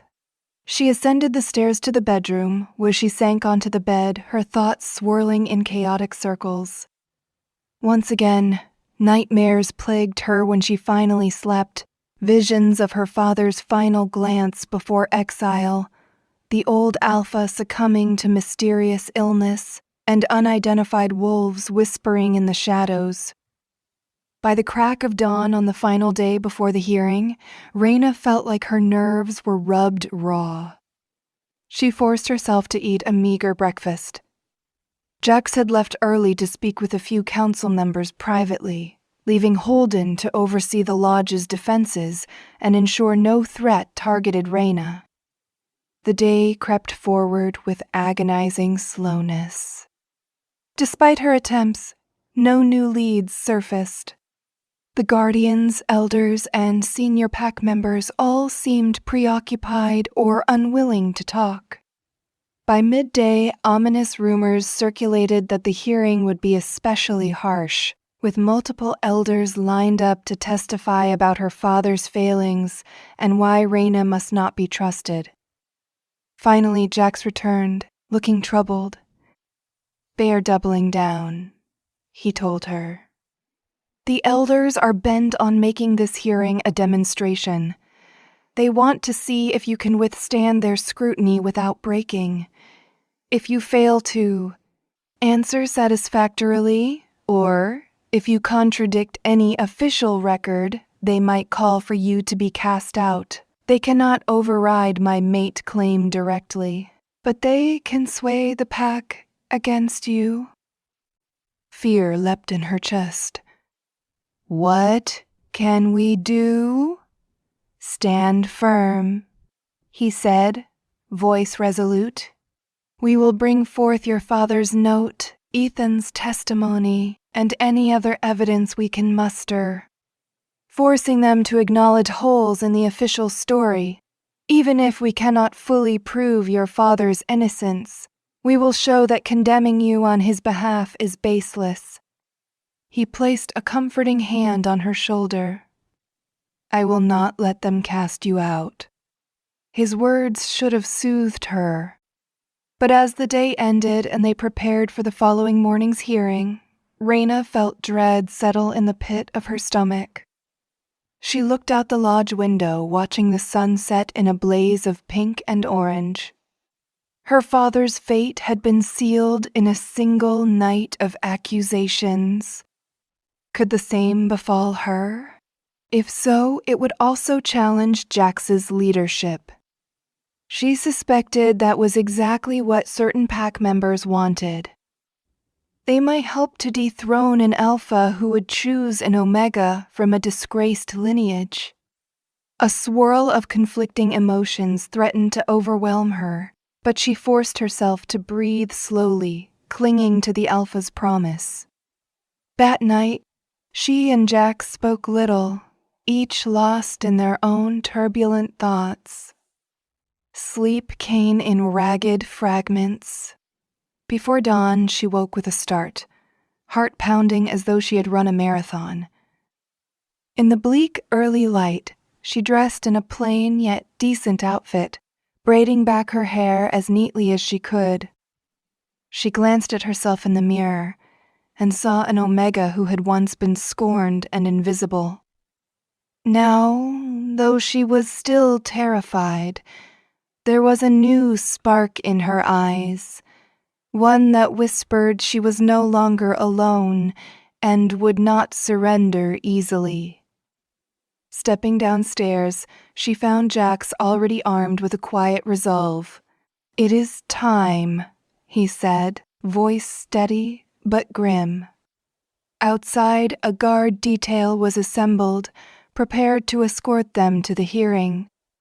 Holden stood at the forefront, giving her a nod that conveyed a shred of encouragement. She drew a trembling breath. Their short walk to the main hall felt surreal.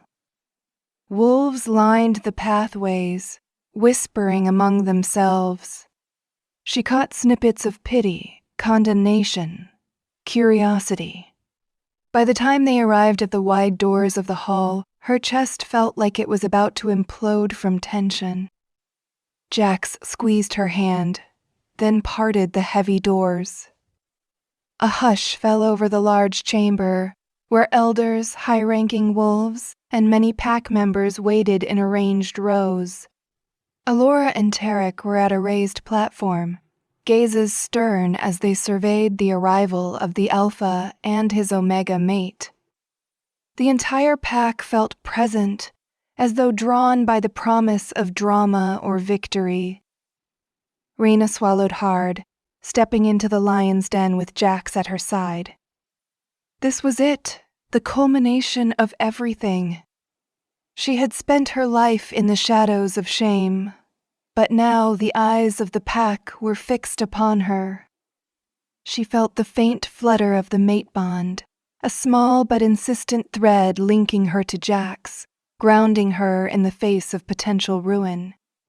The hearing was about to begin, and Raina knew that the truth she and Jax had uncovered, fragmented though it was, would be their only weapon against the might of entrenched prejudice. The main hall was enormous, built in a wide circular design with a raised dais at the far side where the elders sat behind a long, curved table. Ornate symbols of the pack's lineage, carved into massive wooden posts, lent the place an air of tradition and gravity. Raina stepped inside with Jax on her right and Holden just behind them, flanked by a small number of supportive guardians. Her heart thudded so loudly it nearly drowned out the hush of the crowd around her. Rows of pack members filled the seats, each looking toward the Alpha and his chosen mate with either open curiosity, veiled hostility, or cautious acceptance. At the dais, Alora sat in the center, Tarek on her left, and 2 other elders to her right. All wore the ceremonial robes of their station, their expressions grave. The space crackled with tension and the faint smell of incense, as if the entire building had been prepared for a solemn rite that could decide fates. Dark clouds glimmered through the high windows, letting in subdued daylight that left half of the chamber in shadow. Jax's face was calm and resolute as he led Raina forward. His stance communicated unwavering support, though she could sense the muscles in his arm coiled with readiness for confrontation. Holden's gaze swept the crowd, scanning for any sign of trouble. They passed row upon row of onlookers. Some were familiar faces from Raina's past, others total strangers who had only heard rumors of the Omega with the traitor's blood. As the Alpha approached the dais, everyone fell silent, no one wanting to miss a single breath of what was about to unfold. Alora lifted her chin, regarding them sharply. "Alpha," she intoned, her voice echoing in the hall. "We gather here under the solemn tradition of a pack hearing. The purpose is to ensure that the moon goddess's wishes are not twisted by deceit, overshadowed by a dangerous past. This hearing addresses the question of whether your chosen mate, the Omega called Raina, may be allowed to stand as Luna, or whether her father's legacy bars her from such elevation. Do you, Alpha, acknowledge the Council's right to hold this hearing?" The formal cadence gave Raina the sense of stepping onto a battlefield. She glanced at Jax, who answered without hesitation. "I acknowledge the Council's hearing, but I remind you that the mate bond is absolute. My acceptance of this proceeding is to allay the fears among the pack.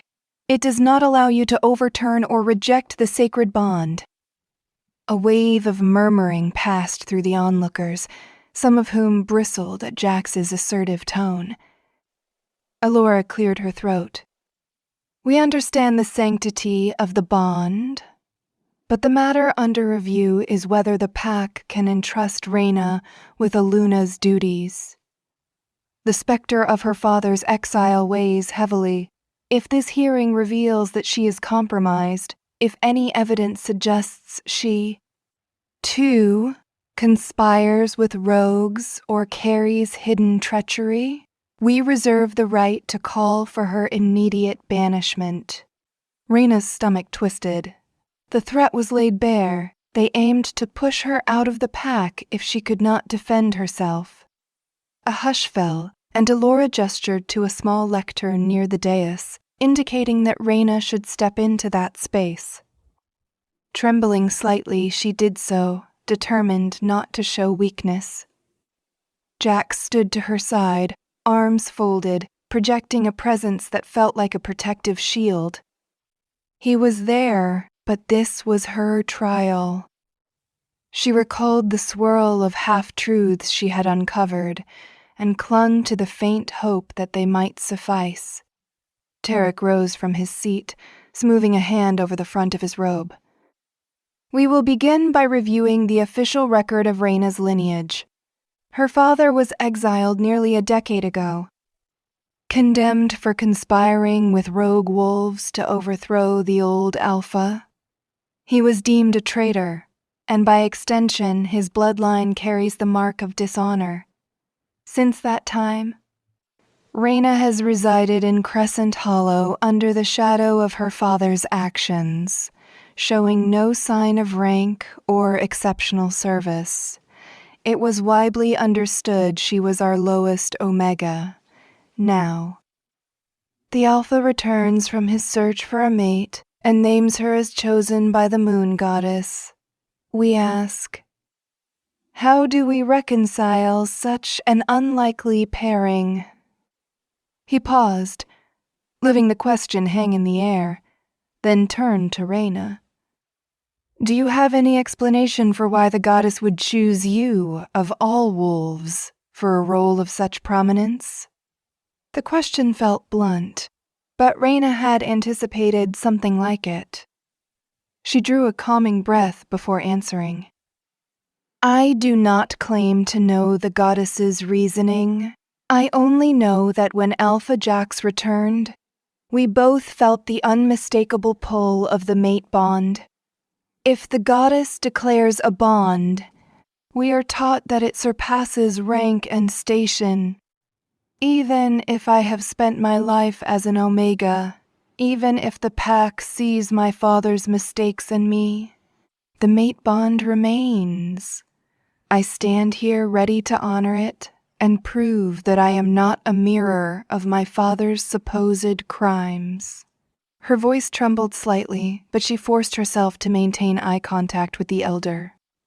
Tarek's gaze narrowed.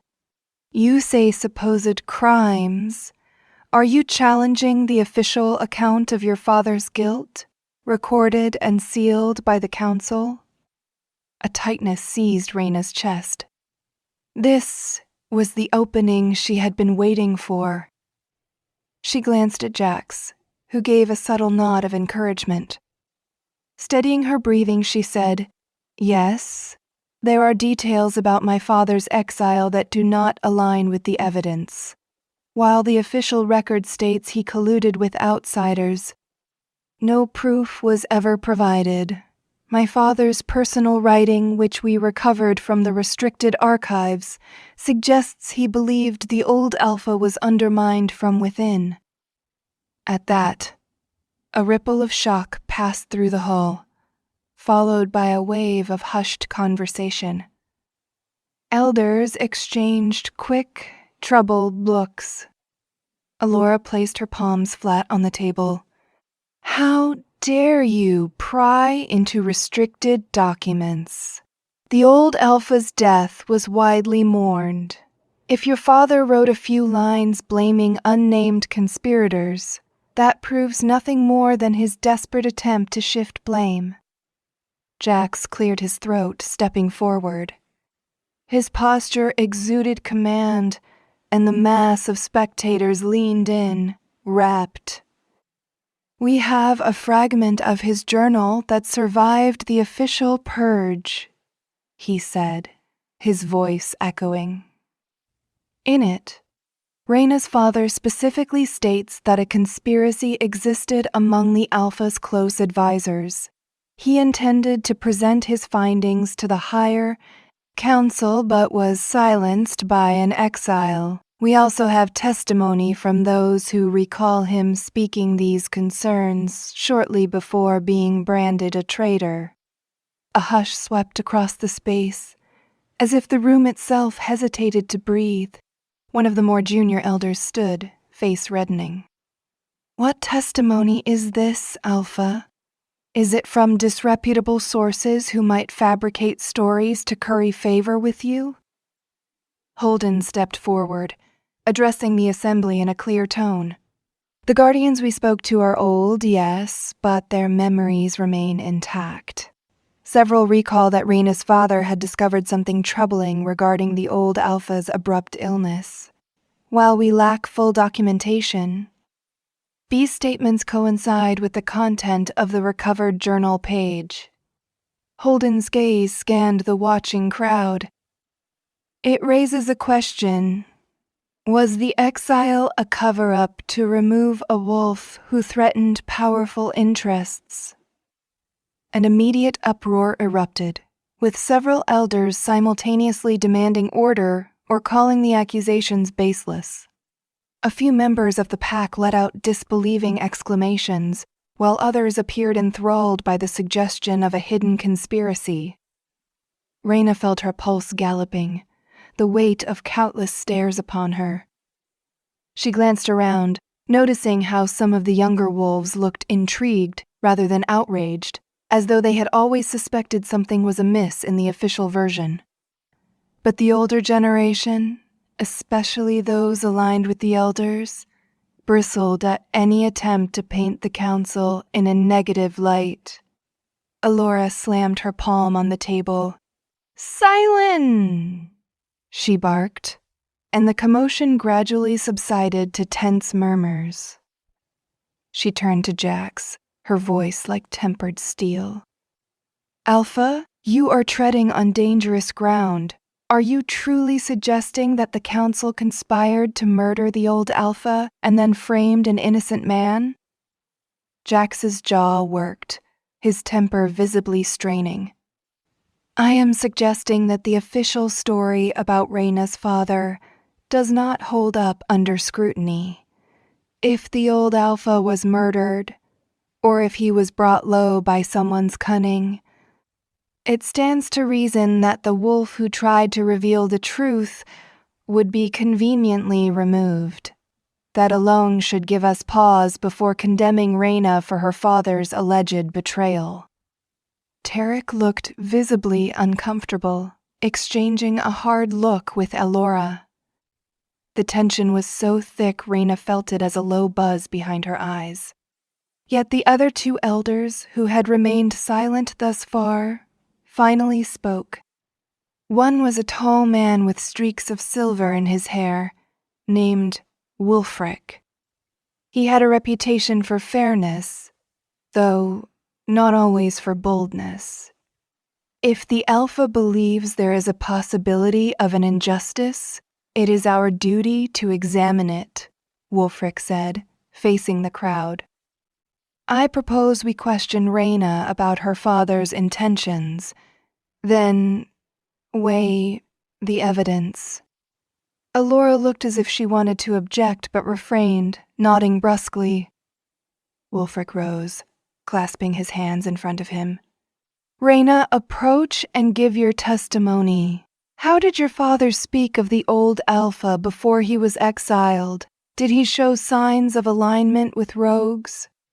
Her heart pounded, remembering her father's gentle but anxious presence during that time. She pressed her clammy hands together. "My father never expressed loyalty to rogues. He worried that our pack was vulnerable, that something threatened the Alpha from within. He was distressed, but he told me very little. Likely because I was still a child, I recall him being summoned multiple times by senior pack members, after which he seemed restless and fearful. Then, without warning, the council declared him a traitor. Claiming he had met with rogues, I never saw any tangible proof." A heavy silence followed. Outside the tall windows, wind hissed, and faint thunder threatened a storm. Tarek cleared his throat, his tone sharp. "Words, memories, these can be twisted. We have an official record that states otherwise. Why should we believe you an Omega who could not possibly have known the complexities of her father's dealings. Perhaps you do not even realize what he was truly up to. A flicker of anger stirred Raina's chest. She had spent her entire life being minimized, called worthless because of her rank. But she did not waver. Because I found a fragment of my father's journal that supports what I remember, she said. Because we have an old guardian's testimony. Because none of the official records detail actual meetings with rogues, only repeated accusations that he was complicit. Where is the evidence of who he met, or when, or where? Why is the entire matter so vague, especially for a crime as severe as treason? A ripple of agreement rose from some corners of the room, quickly subdued by the elders' stern glances. Raina swallowed, scanning the faces before her. Many wore uncertainty, but some were deeply suspicious. Eyes narrowed. She felt certain that the conspirators her father had mentioned might still sit in this hall, listening and plotting. The notion set her nerves on edge. Alora gestured for silence, an exasperated edge coloring her voice. If the official records are incomplete, it is likely because some details were too damning to be made public. The Council deemed them sealed for the Pack's security. We cannot reopen every old wound simply because you claim your father was a misunderstood saint. A small growl rumbled in Jax's throat, though he kept his composure. Secrecy can also hide misconduct, he said, leveling a hard stare at Alora. We do not suggest your entire council is culpable, but the possibility that certain individuals manipulated events cannot be dismissed out of hand. In that moment, Tarek rose again, his expression strained. He flipped through some pages in front of him, then announced, "We will now allow witness statements to confirm or deny Raina's character and any signs of disloyalty she might have shown. Afterward, we will determine if the matter of her father's actions requires deeper investigation." A line of wolves filed to the front, a mixture of Omegas, warriors, and a few older pack members. One by one, they gave clipped testimonies about Raina's life. An older Omega insisted Raina was reclusive but hardly a threat. Another younger warrior claimed she had never integrated with the rest of the pack, which fueled suspicions. A scowling she-wolf with noble bearing declared she had never trusted Raina, citing her eerie quietness. Raina stood rooted, fists clenched at her sides, unable to do more than watch each condemnation or begrudging neutral stance. No one spoke with genuine warmth or strong defense. They simply repeated the same refrain. Raina was outcast, overshadowed by her father's shame, and had never proven otherwise. The testimonies grew increasingly negative, culminating in a tall warrior who insisted that Raina must have used dark cunning to manipulate the Alpha's bond. Whispers of a curse circulated among the crowd, fueling suspicion. Each harsh word was like a fresh wound, but Raina forced herself not to bow her head, reminding herself that Jax's unwavering presence was near. Still, dread coiled in her gut, as she realized how easily rumors could shape the narrative. Finally, Tarek held up a hand to halt the testimonies.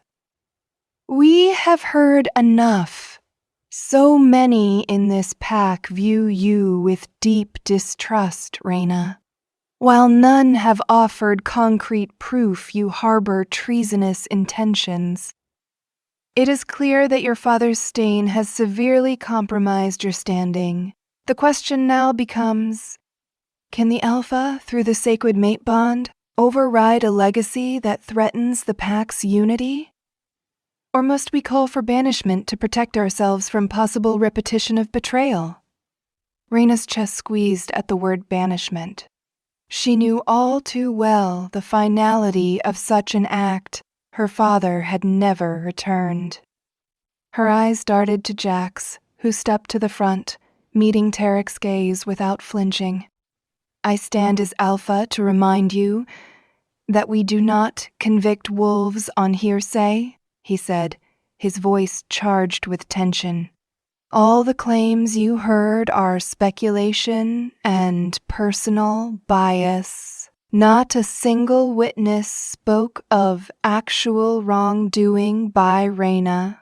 The worst they could conjure was that she is quiet or overshadowed by her father.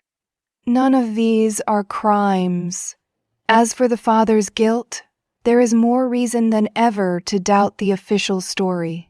I will present the fragment of his journal to the entire pack if I must. If you push for banishment, you do so without legitimate cause. Silence descended. Raina felt the wave of anxious energy thrumming through the crowd as each wolf digested Jax's words.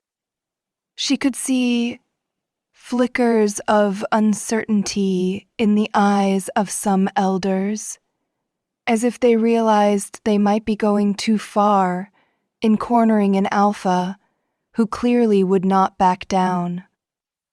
Yet there was also a segment that seemed unwaveringly convinced that any connection to a traitor was reason enough to cast her aside. Allura leaned forward, voice quivering with tension. Alpha, we do not lightly threaten banishment, but we must consider the pack's well-being. If the rank and file cannot trust a Luna, disharmony and danger will ensue. We must protect our territory from rogues who might sense weakness. Already, we have had border incidents. How can we feel confident that your mate's presence is not a bat? Vulnerability? Jax took a breath, glancing briefly at Raina. She nodded almost imperceptibly, bracing herself. They had talked about how precarious this confrontation might be. With measured calm, he said, I have no illusions that acceptance will come easily. But you forget that an Alpha's mate is to be honored, not questioned by rumor. I ask the pack, who here has truly seen Raina commit an act against our laws? Who has caught her consorting with rogues? The room held its breath. No one spoke. A heartbeat passed, then another. Slowly, heads turned side to side, as if the entire crowd looked for anyone who might stand up to provide factual evidence. No one did. Not a single voice rose to accuse her of an actual crime.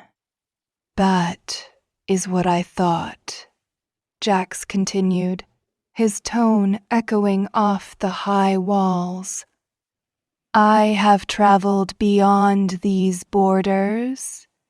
I have seen how packs flourish under leaders who trust in the goddess's will, even when it defies tradition. I intend for Crescent Hollow to be strong and united, not chained to the grudges of the past. You question Raina's loyalty, but fail to address the real question. What if you exiled her and lost the goddess's favor because you turned away from a rightful bond? You have no evidence to prove my mate is a danger. Yet, we do have reason to believe her father might have been the victim of a conspiracy. If the goddess has chosen Raina to stand with me, Perhaps we are meant to unravel the truth that was buried a decade ago. A flurry of noise spread through the chamber as members of the pack whispered and debated. Tarek and Alora spoke quietly with the other elders. Raina watched them with her heart in her throat. She prayed that the swirling gossip and suspicion would not be enough to condemn her. At last, Alora looked up, her expression unreadable. "We have conferred on the matter," she said. "We will retire for a short recess to deliberate. Guardians, please maintain order in the hall while we come to a conclusion." As the elders rose and swept out through a side door, the entire room broke into hushed chaos. Pack members murmured among themselves, some stepping toward Raina with uncertain eyes, others shooting her hostile or cold glances. Holden moved closer, standing behind Jax and Raina as a buffer. Every second stretched. Raina's palms felt clammy, and she fought the urge to pace. She could make out the low rumble of the elders' voices behind closed doors, though she could not discern their words. The tension in the hall was suffocating. At one point, a younger wolf approached Raina, offering a subdued greeting. She recognized him as a caretaker she had once assisted with chores. He murmured that he never believed her father truly consorted with rogues, then quickly retreated, as if frightened of being seen showing her any support. Still, that quiet comment gave her a bit of hope. Perhaps, with time, more pack members would question the old story. At length, the side door swung open. Alora, Tarek, Wulfric, and the other elder filed back in, their robes swishing over the stone floor. Their faces were set in carefully controlled neutrality. Alora moved to the center of the dais, folding her hands in front of her. The hall quieted so thoroughly that Raina could hear the faint drip of water from a leak in the ceiling. Raindrops outside battered the roof, as if the sky itself listened intently. "We have conferred on the matter," Alora began, her voice resonating in the stillness. "Our conclusion is thus. We cannot, by our traditions, refute the mate bond if it is truly the will of the moon goddess. However, the pack's concerns regarding Raina's dist. Therefore, we will not demand her banishment unless further proof of wrongdoing emerges, but we require a probationary period before accepting her as Luna. During this period, Raina must pledge herself fully to the take on certain leadership responsibilities under scrutiny, and demonstrate that she is worthy of our trust. Only then will we approve a formal Luna ceremony. If at any point we discover evidence of collusion with rogues or a revival of her father's so-called treachery, we will move for immediate exile." She paused, letting the words sink in. "This is a compromise. The Alpha's mate remains among us, but she is not granted the full authority or recognition of Luna until she proves herself." A swirl of reaction followed. Some wolves scoffed, others nodded, seeing it as a balanced verdict. Tarek inclined his head in solemn agreement with Alora's statement. Wulfric looked slightly relieved, as though he had dreaded a harsher outcome. Jax's expression was hard to read, caught between relief that Raina was not being exiled and indignation at the conditions. He stepped forward, voice tense. "You are aware that second-guessing a bond with a probationary demand is unprecedented, The goddess does not require a trial run. Alora's face was impassive. We accept that it is highly unusual, but under these circumstances, it is the best course to maintain stability in the pack. The period will last for 1 full lunar cycle, 1 month from this day. If, by the next full moon, Raina has met the standards of leadership and loyalty we set forth, we will formally endorse your union in a Luna ceremony. If not, we reserve the right to revoke her acceptance and support your prerogative to find a more fitting mate. She let that sink in, then added, "Think carefully, Alpha. If you refuse our compromise, you risk fracturing the pack further. We, as elders, must place the good of Crescent Hollow above all else." A hush fell. All eyes turned to Jax, waiting for his decision. Raina's pulse hammered as she realized how precarious the situation was. She might be allowed to remain, yet she still faced a month of intense scrutiny, with the possibility of exile looming if she displeased the council in any way. The entire ordeal felt like a fresh wave of pressure, but at least it was not immediate banishment. She dared not breathe too loudly, waiting for Jax's reply. At last, Jax inclined his head, his face bearing a rigid calm. "I disagree with your approach, but in the interest of unity, I will abide by this probationary arrangement. You have my word that Raina will be given every resource to fulfill whatever tasks or responsibilities you assign. And if she is successful, you will not stand in the way of her Luna ceremony. It was not a question, but a warning. Alora and Tarek nodded slowly. "Then so be it," Alora said. "We declare this hearing adjourned. Raina remains under the Alpha's protection. Subject to probation, the details of her duties will be conferred upon her tomorrow. Let it be known that the Council will watch closely any sign of sabotage or hidden agendas, and the matter shall be revisited. And..." She struck a small wooden gavel onto the table, signifying the formal conclusion. A collective exhale rippled through the chamber. The crowd began to disperse amid a subdued roar of murmured commentary. Some lingered to stare at Raina, no doubt eager to see how she would react to this forced compromise. She let out a shaky breath, relief warring with apprehension. She was not exiled, but she had landed in a trial period that would test every ounce of her resolve. Jax moved to her side, gently resting a hand on her shoulder. "Come," he said quietly.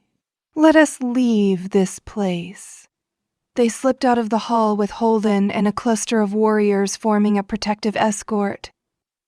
Outside, the rain pelted the rooftops, and the sky hung heavy with gray clouds. Raina could feel the damp chill in the air as they navigated puddles along the stone walkway. The pack parted to let them pass, some bowing respectfully to Jax, others shooting her suspicious or resentful glances. She kept her gaze forward, aware that this is only the beginning of a new form of scrutiny. When they reached the Alpha's lodge, the guardians at the entrance nodded in deference.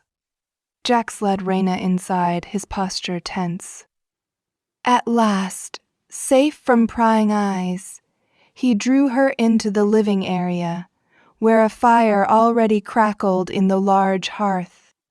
Holden followed closely, shaking droplets of water from his cloak. Nobody spoke right away, the aftermath of the hearing weighing on them. Finally, Raina let out a long breath. "It could have been worse," she said, voice subdued. They might have exiled me on the spot. Jax's eyes flashed. It is still an insult to the mate bond. They act as though they can run you through some test to see if the goddess's choice is legitimate. But with the pack so divided, I cannot challenge all the elders at once. His shoulders slumped fractionally. At least you remain. That is something. Holden nodded, though his mouth was set in a grin line. 1 month is enough time for us to gather more evidence about your father's innocence, or at least cast further doubt on the official story. If we can show the pack that you, Raina, have inherited none of the so-called treachery they quote, fear, perhaps the ceremony will proceed, but you must be cautious. The elders will likely assign tasks intended to test your loyalty and capabilities. If you falter, they will pounce. She swallowed, remembering how easily the council had turned the hearing into a stage for condemnation. She found a fragile determination flicker within her. I will not give them cause, she said quietly. I will do whatever they require. That evening, Jax tried to comfort her, insisting that the outcome was, in a sense, a victory. She had avoided outright banishment, retained the Alpha's open support, and forced the council to tolerate her presence. Yet the tension in his voice betrayed a lingering anger at the Elder's audacity. Raina recognized that his credibility was also at stake. If she failed to win over the pack, it would reflect poorly on his leadership. The realization sparked a fresh wave of determination in her. She did not want to be the cause of division or a blow to Jax's authority. She would meet every trial they put in front of her, no matter how unpleasant. Late that night, she paced in her bedroom, the flickering lamp casting her faint shadow on the walls. Rain drummed against the windows, creating a steady, somber rhythm. Her thoughts spun around the fragments of her father's notes, the testimony from old guardians, and the possibility that a real threat still lurked within the pack. The conspirators who orchestrated the old Alpha's downfall had never been unmasked. Who was to say they would not move against her now if they believed she might expose them? Finally, exhaustion overcame her. She sank onto the bed, letting the drumming rain lull her into an uneasy sleep. Morning broke in muted grays and blues, the sky streaked with low-hanging clouds that threatened more rain. Raina awoke with a deep sense of unease, as though her own heartbeat echoed the tension resonating across Crescent Hollow territory.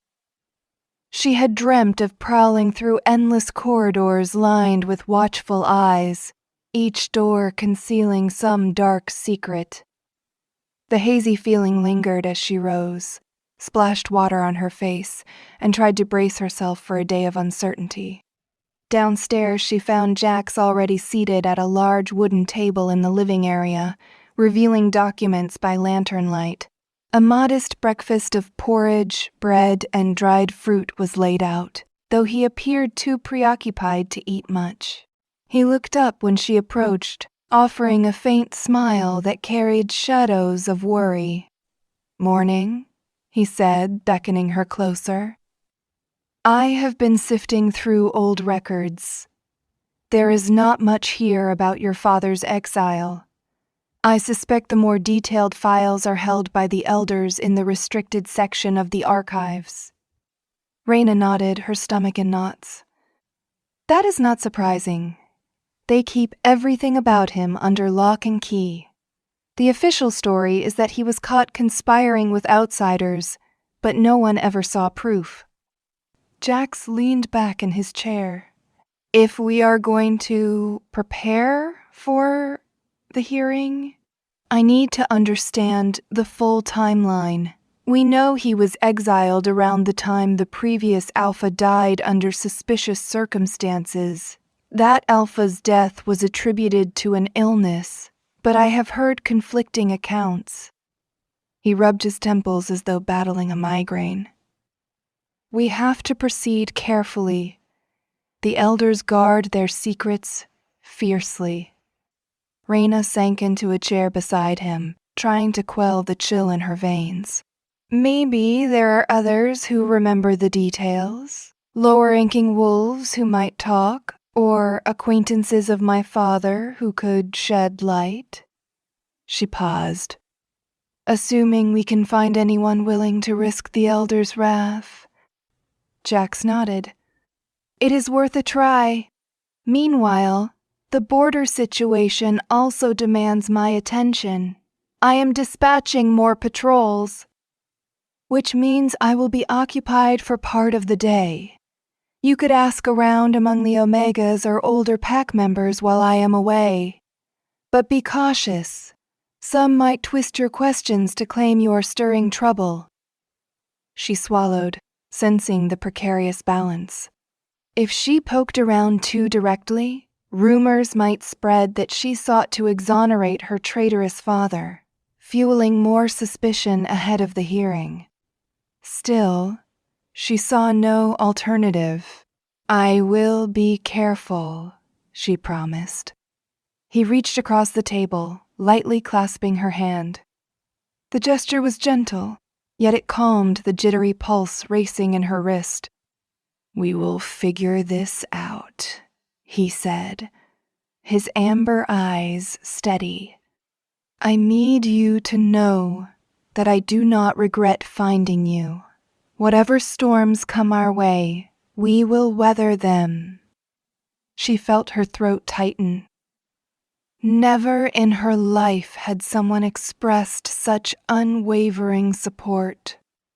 The words warmed her, a flicker of solace in a tumultuous sea. She gave a tiny nod, momentarily unable to speak. After breakfast, Jax departed with Holden to organize the expanded patrols. Raina took a deep breath and decided she would head into the village. She could not hide in the lodge all day, especially with the hearing looming. Stepping outside, she noted the overcast sky and the crisp bite of the wind. Rain threatened, but she would not be deterred. As she made her way along the winding paths, she braced herself for the stairs. She was not disappointed. Wolves paused mid-conversation to gawk at her. Some wore expressions of open hostility, while others simply looked stunned that she dared venture out of the Alpha's lodge. Whispers trailed her. That is her. The cursed Omega. Alpha's mistake. She kept her spine straight, refusing to quicken her pace, though every instinct screamed at her to flee. Her first stop was the communal storehouse, where she used to do odd jobs. A handful of Omegas were there, sorting through crates of dried foods and storing fresh produce. Most knew her, but they averted their eyes. One woman, older and usually kind, glanced at Raina with pity and muttered that it would be best if she left, for fear of trouble. Raina forced a polite smile and said she only wanted to help for a little while. The older woman shrugged uncomfortably but did not protest. Raina spent an hour stacking crates and clearing debris around the storehouse. During that time, she tried to gauge if anyone might recall details of her father. She mentioned his name carefully, but the others stiffened. She pressed on, asking if they knew who he had associated with before his exile. One younger Omega mumbled that he had been too young at the time to remember. Another snapped that it was dangerous to speak of traitors, especially now. Raina recognized the fear in their eyes and did not push her look. She finished her chores in silence and left, no closer to the truth. Next, she visited a small workshop on the village's edge, where the pack's leather goods and simpler weapons were crafted. She recalled that a seasoned craftsman named Varys had been around back when her father was still part of the community. Varys was known for his exceptional skill, and for not always towing the Elder's line. If anyone might share a hidden story, it could be him. The workshop smelled of tanned hides and heated metal. She spotted Varys near an anvil, hammering with meticulous care. He glanced up when she entered, surprise crossing his wrinkled face. "Raina?" he said. "Been a while since you came this way." She offered a nervous smile. "Hello, Varys. I was wondering if I could speak with you?" He set the hammer aside, wiping sweat from his brow. His sharp eyes took in her appearance. "Heard the rumors," he stated flatly, his voice neither mocking nor overly warm. "Quite the stir you have created. The Alpha's mate did not see that one coming." Flushing, she ducked her head. "Believe me, no one is more shocked than I am." She shifted her weight, deciding to be direct. "I need to learn about my father's exile, the real reason behind it. You were there, were you not?" Varys's expression hardened. He cast a glance around, presumably checking if anyone else was nearby. The workshop was mostly empty aside from piles of materials. "You have nerve, bringing that up," he said quietly. "You want to dredge up old wounds so close to the hearing? The elders will have your head if they find you snooping." Raina squared her shoulders. "I do not have a choice. They are dragging me before the council to prove I am not tainted by his alleged treason. If there is anything you can tell me, any lead, it might help me defend myself." Varys studied her, then sighed, laying down the piece he was working on. "Your father? He was no saint. He questioned the old Alpha about certain decisions. Claimed something was rotten in the high ranks. That? Him in trouble. But whether he truly conspired with outsiders or not, I never saw proof. The old Alpha fell ill shortly after, and your father's guilt was assumed. It was too convenient, if you ask me." Raina's heart fluttered. "So you think it could have been a setup?" Varys shrugged. "Politics can be dirtier than a hog's pen. There were rumors your father stumbled on something. Maybe blackmail, maybe proof of wrongdoing. No one knows for certain. Fact is, he was exiled without a thorough trial. The elders just wanted him gone, did not want his questions stirring discontent." She swallowed. "Could you testify to that at the hearing?" Varys grimaced. "Testify? Lass, I am no fool. The elders tossed your father out. They will not hesitate to do worse to me. If you want to bring the truth to light, you need something more solid than old Varys's recollections." He wiped his hands on a rag. "But I do recall, your father used to keep a journal. He wrote down everything he learned. If it still exists, maybe it is in the archives, or it was destroyed." A spark of hope flickered. "His journal?" she repeated. "I do not remember. Maybe I was too young to notice." Varys nodded. "If the Guardians confiscated it, it might be locked away in the restricted archives. That is your best bet, but watch yourself. The elders do not want this reopened." She thanked him quietly and made her way back out into the drizzly daylight. No illusions remained. Seeking the journal would draw unwanted attention from the council. But the possibility of a hidden record, proof of her father's innocence, was too compelling to ignore. The rest of her day yielded only minor scraps of additional information. She spoke to a few older wolves, most of whom either knew nothing or feigned ignorance. By the time she returned to the lodge, her cloak was soaked and her spirits low. However, she at least had a clue to pursue. Jax listened intently as she relayed what Varus had said. He looked grim but resolute. "We will petition the council for access to the restricted archives," he decided. "If they refuse, we will push harder. The hearing is only days away." Raina nodded. "Thank you." She could not hide her relief that Jax was on her side, determined to see this through. That night, sleep proved difficult again.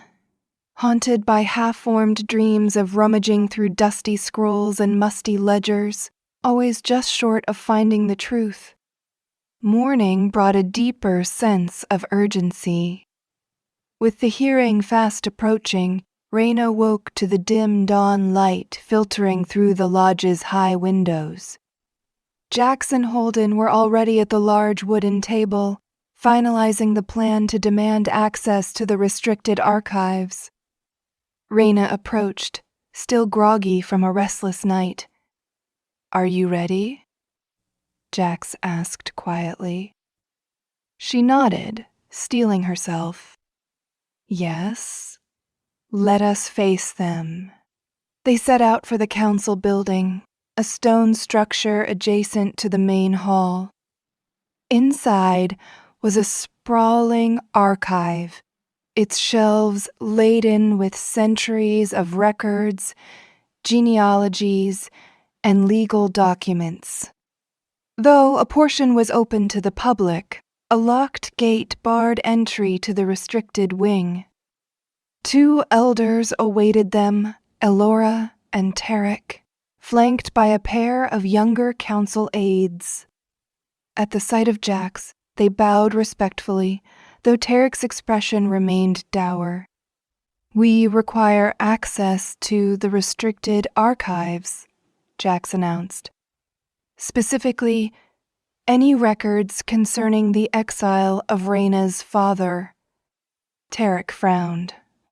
"You know the rules, Alpha. Those files are sealed. They contain sensitive matters deemed too dangerous for common viewing." Jax's eyes flashed. "This is not common viewing. Raina is entitled to defend herself. Her father's exile is central to the Pack's mistrust. We need all relevant documents to ensure the hearing is fair." Elora exchanged a terse look with Tarek, then spoke in a measured tone. "We will convene a brief internal vote. However, do not be surprised if the majority deems these files too sensitive." With that, Elora and Tarek stepped aside to confer with their aides. Raina noticed them whispering animatedly, Tarek gesturing in frustration. After several tense minutes, Elora returned, lips pursed. "Very well. Under close supervision, you may review your father's file, but only the portion relevant to his exile, and you are forbidden from removing any item from the archives." A wave of relief coursed through Raina. She glanced at Jax, whose expression revealed quiet triumph. "Thank you," Jax said stiffly, though it was clear he took no pleasure in begging permission. Tarek's stare remained frosty, but he stepped back to let them pass. A younger elder unlocked the iron gate leading to the restricted wing, guiding them down a set of dimly lit stairs. The air grew cooler, tinged with the must of ancient paper. The corridor ended at a small room lined with locked cabinets. One cabinet, labeled with a crest, was opened after much fussing with keys. From it, the elder removed a thick file, bound with leather cords, bearing Raina's father's name. He placed it on a plain wooden table, nodding for them to proceed. Raina's pulse quickened. She and Jax bent over the file, carefully untying the cord. Inside were official decrees, statements of accusations, and lists of alleged crimes. She flipped through the pages, frustration mounting at the generic language and lack of evidence. Then they found a sealed envelope marked Personal Effects. Raina held her breath as Jax opened it. Out fell a single, torn page of a notebook. The writing was her father's. She recognized the slanted, hurried script.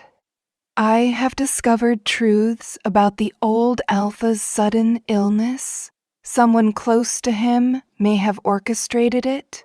If these conspirators succeed, the pack will be undermined from within, and the blame will fall on me. I must speak to the higher council, but the elders remain silent. The entire pack is at risk. Raina's hand trembled. He was warning them, she whispered. He knew the old Alpha's illness was no accident. Jax's face darkened as he read. This is evidence that your father was not the traitor they claimed. He was silenced for uncovering something. Tarek, who had followed them inside, sniffed dismissively. It proves nothing. A desperate man can scribble anything to deflect blame. Jax glared, carefully placing the page back into the envelope. We will use this at the hearing. Unless the council can show actual proof of his collusion with rogues, this at least casts doubt on the official story.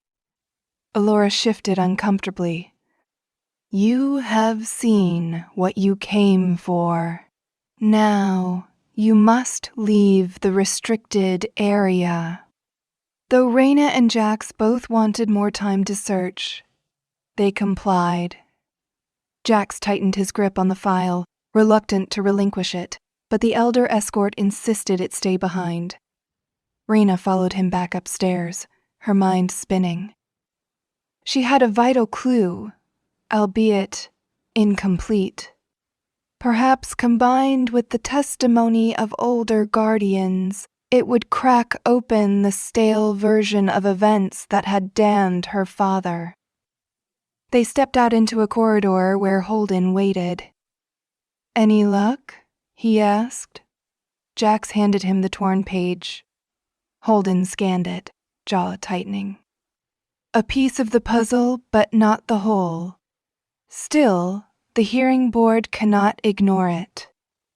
Raina prayed that was true.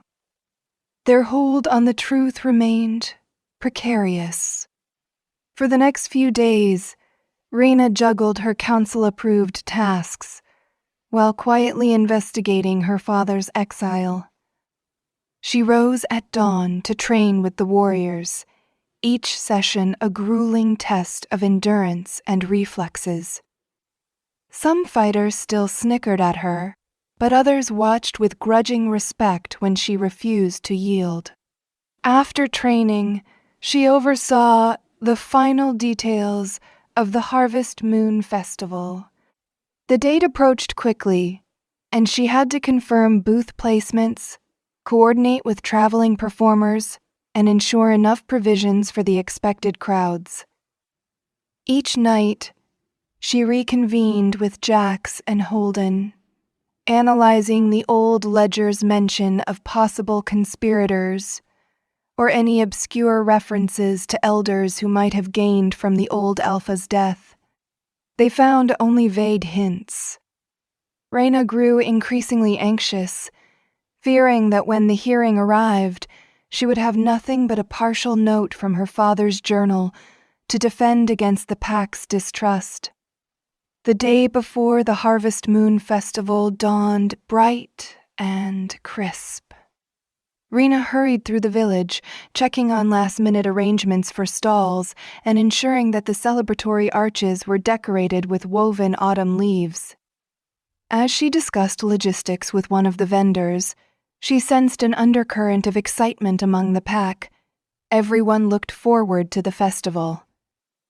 But a rumor circulated that rogues had been sighted again near the southwestern border, stoking tension. Raina overheard quiet whispers that her presence continued to bring misfortune. She forced herself not to react, focusing on her responsibilities. By dusk, the festival's framework was in place. Rows of booths lined the main clearing, and a stage was erected for performances. Raina trudged back to the Alpha's lodge, body aching from hours on her feet, only to find Jax and Holden bristling with fresh news. "Another rogue sighting?"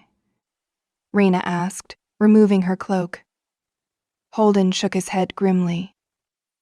"Yes. The patrol intercepted one near the border. He escaped, but not before hurling insults about the Alpha's mate." Jax's mouth thinned. "The pack is uneasy. I worry that whomever framed your father might be inciting these rogues to cause havoc. We must remain alert tomorrow." Raina felt her stomach tighten at the thought that the festival, her crowning achievement, might be disrupted. Still, she managed a nod.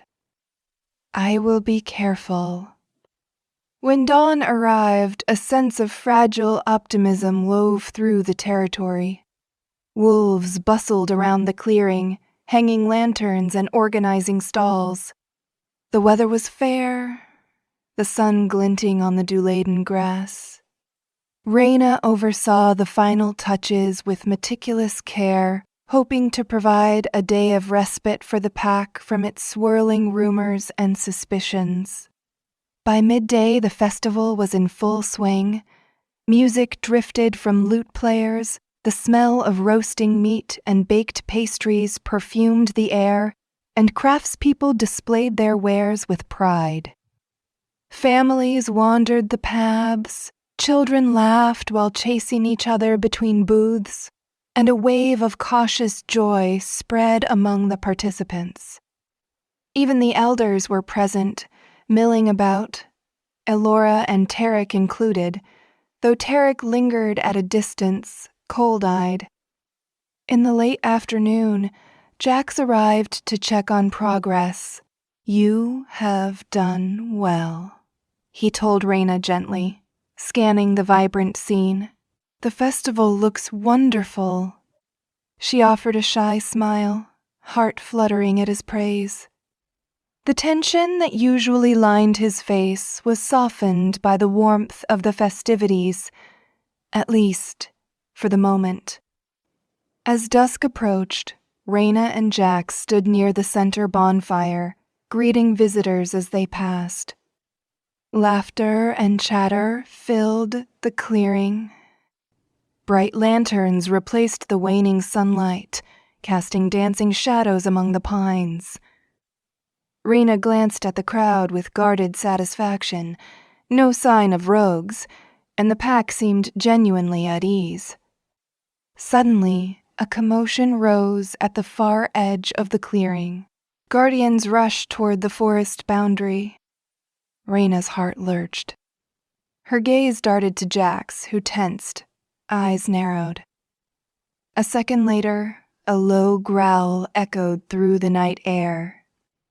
The music sputtered to a halt as onlookers turned in alarm. Jax motioned for Raina to stay back, but she followed him anyway, refusing to cower. Together, they reached the tree line, where a group of guardians struggled against 3 snarling rogues. One guardian lay wounded, blood staining his tunic, while the others pressed forward. Jax lunged into action. shifting mid-leap to slam into the nearest rogue. A fierce melee exploded, teeth, claws, and weapons glinting in lantern light. Raina's wolf instincts flared, adrenaline surging. Another rogue circled, snapping at warriors. She grabbed a discarded staff and stepped in, heart pounding. Despite her training, fear spiked. These were not practice dummies, but savage intruders. Yet she forced her limbs to move, batting the rogue away from an injured guardian. The confrontation escalated as villagers cried out in alarm. Vendors fled their stalls, children scrambled for safety. Tarek and Alora rushed forward, eyes wide, while the festival dissolved into panicked chaos. Jax wrestled one rogue to the ground. Another guardian managed to incapacitate a second, silver restraints clinking. Raina spotted the third rogue edging around the bonfire, as if searching for a target amid the confusion. She sprinted toward it, staff at the ready. The rogue turned, lips curled in a feral snarl. Time slowed. She recalled the drills. Brace, pivot, strike. She jabbed forward, connecting with the rogue's shoulder, but its claws slashed across her arm, forcing her to bite back a cry. Pain tore through her, but she held on, pivoting for another blow. Before she could connect, a guardian tackled the rogue from behind. It yelled, thrashing, then collapsed under the combined assault. Panting, Raina clutched her bleeding arm. Jax reappeared at her side, shifting back to human form, breathing heavily. The guardians secured the last rogue, dragging them away from the clearing. Around them, the festival lay in shambles. Tables overturned, decorations trampled, frightened wolves huddled at the perimeter. Alora hurried over, concern etched into her features. "Is anyone mortally wounded?" She glanced at Raina's injury, wincing. "Get the healers!" Raina's breath came in ragged gasps, adrenaline coursing through her veins. Jax quickly checked her wound. A deep scratch, but not life-threatening. Tarek hovered nearby, face impassive. His silence unnerved her, more than if he had cast blame. When the dust settled, the pack gathered in stunned clusters. The captured rogues spat curses, refusing to answer questions. Several watchers guarded them at spear point. Raina's hands shook. The festival that she had organized so meticulously was destroyed by bloodshed and panic. Shadows of suspicion ignited in the crowd, wolves exchanging fearful, accusatory whispers. Jax, jaw set, addressed the pack in a strained voice. "We have subdued the rogues, but they would not have dared to strike if they did not sense a fracture in our pack. Rest assured, we will discover who is responsible for aiding them or encouraging them to attack." The onlookers muttered nervously. Tarek stepped forward, cutting through the hush with a sharp tone. "These attacks grow bolder, Alpha. We must ask ourselves, is this a sign that the moon goddess does not approve of your union?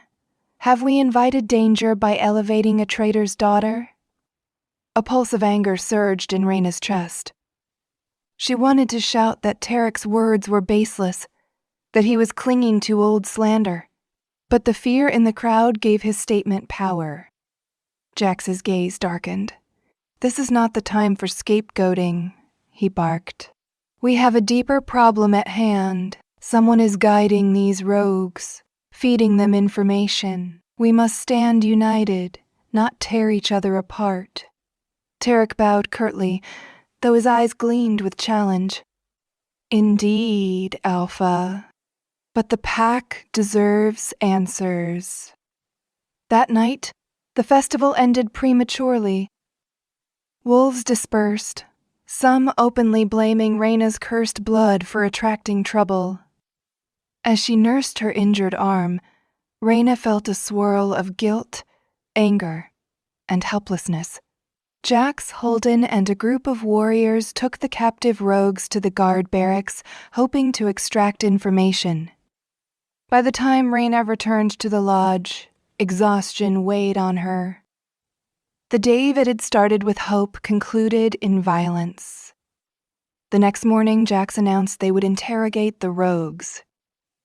Raina insisted on coming along. If there was any chance these rogues knew who had framed her father or aimed to sabotage her new role, she needed to hear it firsthand. They marched to the barracks, heavy with tension. The cell block was a dim corridor reeking of sweat and stale air. One rogue had died of its wounds overnight, leaving 2 detainees. Jax, Raina, and Holden entered the cell of the first one, a wiry wolf with a scar across his cheek. He sat sullenly, wrists bound in silver. The moment they demanded to know who sent him, he spat at their feet, refusing to talk. Holden threatened him with dire consequences, but the rogue only laughed bitterly. "I have nothing to lose," he hissed. Raina's stomach nodded. She tried appealing to his sense of self-preservation, offering a less severe punishment if he cooperated. He sneered, "The pack should not put its faith in the Alpha's cursed mate. You are all doomed." Jack slammed a fist against the stone wall, anger barely checked. After repeated attempts, they left the cell, frustrated and no closer to the truth.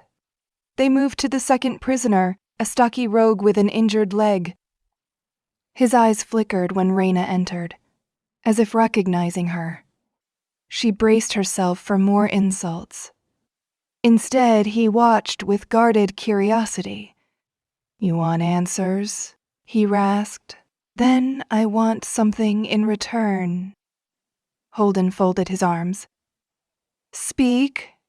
We will decide if your information is worth bargaining." The rogue smirked. "I want free passage out of these lands, and a promise that your guardians will not hunt me down. In exchange, I will give you a name. The name of the wolf feeding us intel." Jax's expression tightened. "We do not negotiate with murderers, but if your intel proves true, I might consider exile over execution." The rogue nodded, shifting on his makeshift seat. His leg was heavily bandaged, likely from last night's fight. For a moment, Raina believed he would reveal the conspirator.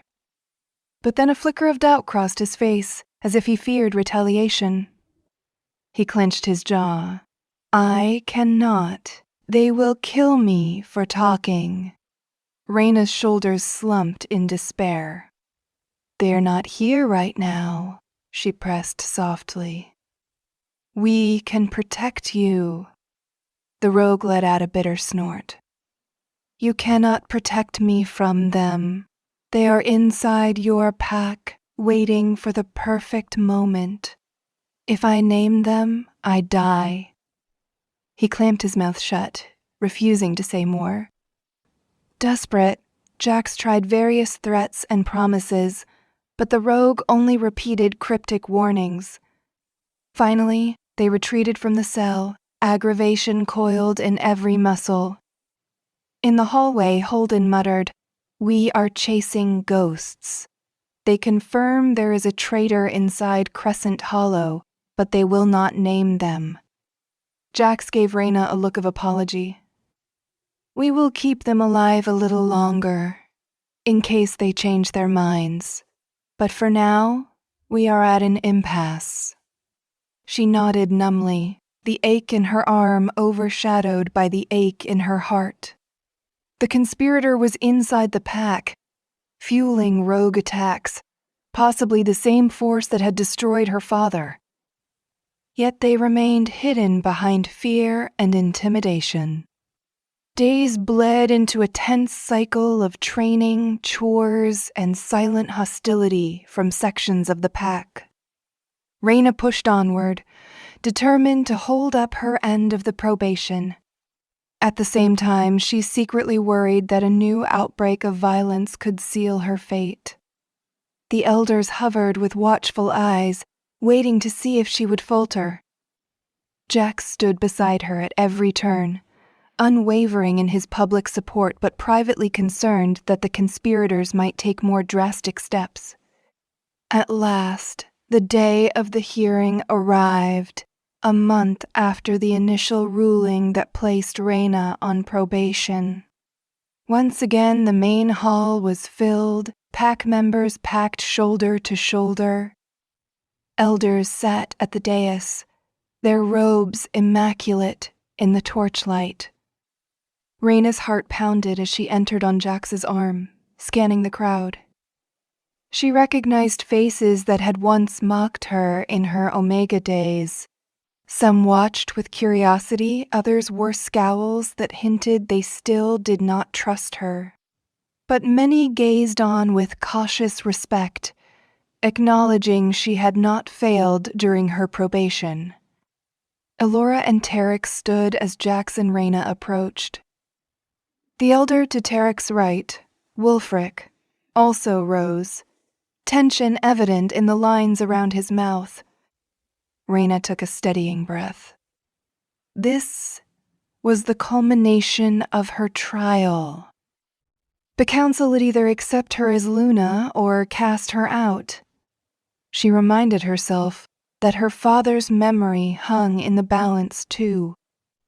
All the progress she had made in revealing the truth could be undone if the council denied her place.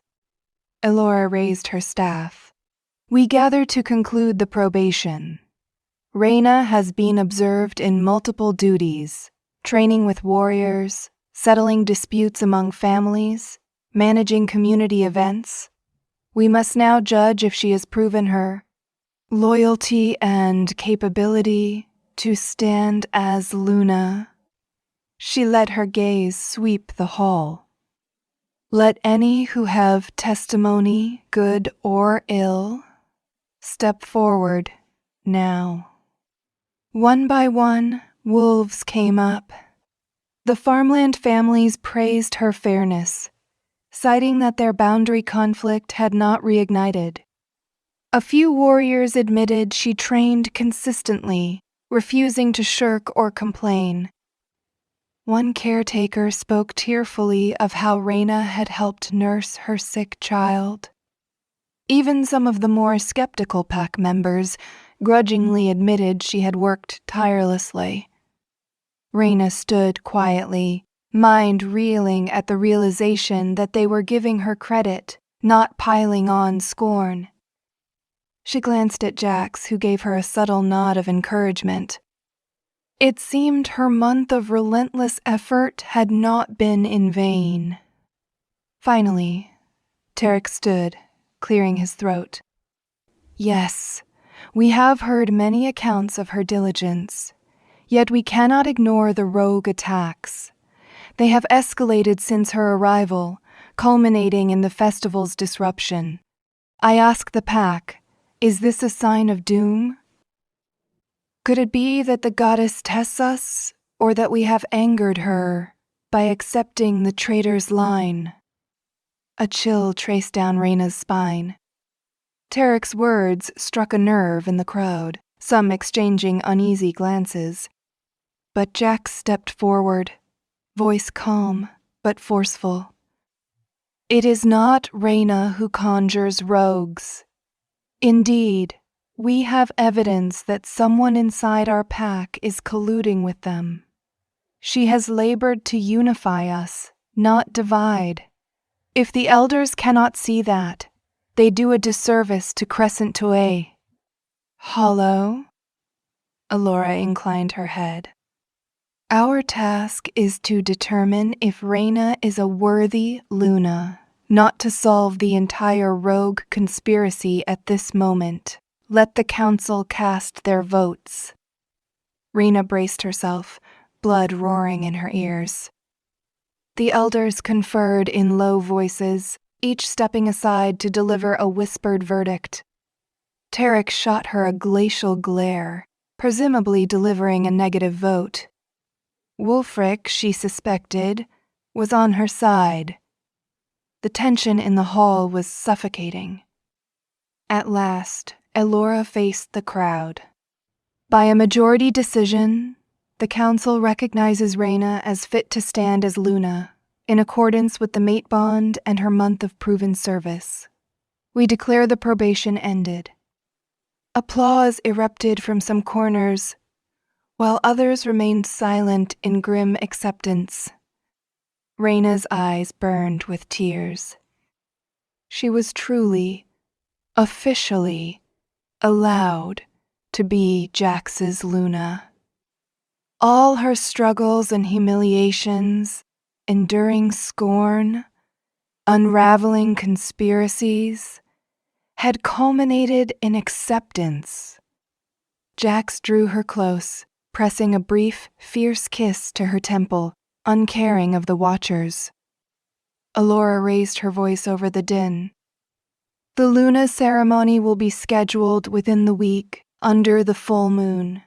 We expect the entire pack to show respect for the Alpha's chosen mate. Raina exhaled in a rush.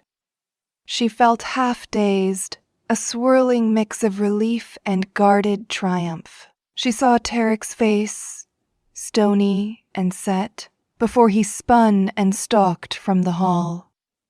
A prickle of unease told her he was far from finished. The week passed in a strange haze. Raina was free from the probation tasks, but now new pressures arose. She had to prepare for the official Luna ceremony, which involved rites she had never learned growing up as an outcast. Alora, surprisingly, offered to guide her through the basics of the tradition, while a few older she-wolves stepped forward with advice on what garments to wear, how the vow was exchanged, and the symbolic shifting under the moon's prowl. Light? Raina's heart fluttered with both anticipation and fear. She recalled how easily the festival had been wrecked by rogues. What if Tarek tried something similar on the night of her ceremony? Jax, too, remained on high alert. He doubled the Guardian patrols, especially near the southwestern border, suspecting that the conspirators might attempt a last stand. Holden and a few trusted warriors continued investigating leads, but no smoking gun emerged. The rogue prisoners stayed silent, and any trace of insider collusion was carefully hidden. All they knew was that the threat persisted. Finally, the appointed night arrived. The moon rose full and bright, casting silver beams across Crescent Hollow. A hush of anticipation threaded through the territory, as wolves gathered around the ceremonial clearing where Raina's fate would be sealed. Torches ringed the wide circle of earth, each flame flickering in the gentle breeze. Jax stood by Raina's side, his expression a mixture of pride and vigilance. She wore a simple yet elegant gown, her nerves alight. In just a short time she would stand before the entire pack, claim her Luna status, and hopefully close the chapter on her father's tragic legacy. Pack members crowded in a broad circle, leaving a clear path down the center for her ceremonial walk. She saw the farmland families she had helped, the guardians she had trained with, and even Omegas who once avoided her. Some offered cautious smiles, others kept a neutral gaze. Alora, Wulfric, and a few other elders waited near an altar of smooth stone, each holding small lanterns. Tarek was nowhere to be seen. Raina's pulse quickened. Was he planning an ambush? Jax's reassuring hand on the small of her back steadied her. He had prepared extra guardians, hidden among the pines, ready to respond if anything suspicious happened. A low rhythmic drumbeat signaled the start. Raina inhaled, stepping onto the packed earth. Wolves parted to let her pass. Jax walked at her side, the heat of his presence reminding her that she was not alone. At the altar, Alora dipped her head in greeting. Wulfric offered a subdued but genuine smile. Nearby, a brazier burned with fragrant herbs, sending thin curls of smoke drifting into the moonlit sky. Elora spoke, her tone formal. Tonight, under the full moon, we call upon the moon goddess to bless this union. The Alpha has chosen his mate. Guided by fate itself, by pack tradition, our new Luna will affirm her devotion to Crescent Hollow, and the pack will, in turn, honor her as the Alpha's equal. She gestured for Raina to step forward alone. Heart-pounding, Raina did so, facing Alora and the gathered elders. I pledge to serve the pack, Raina declared, voice trembling but resolute. I stand by the Alpha not as a passive consort but as a guardian and guide. I will protect every wolf within our borders, strive for unity, and remember always the grace bestowed by the goddess. Her words hung in the still air. A hush followed, broken only by the distant chirr of night insects. Jax approached, his amber eyes glowing with unspoken emotion. He drew a small ceremonial blade, its handle etched with the Crescent Hollow crest. Holding it carefully, he made a shallow cut on his palm, a symbolic gesture of shared sacrifice. Then he offered the blade to Raina. She inhaled sharply, nerves alive, but accepted it.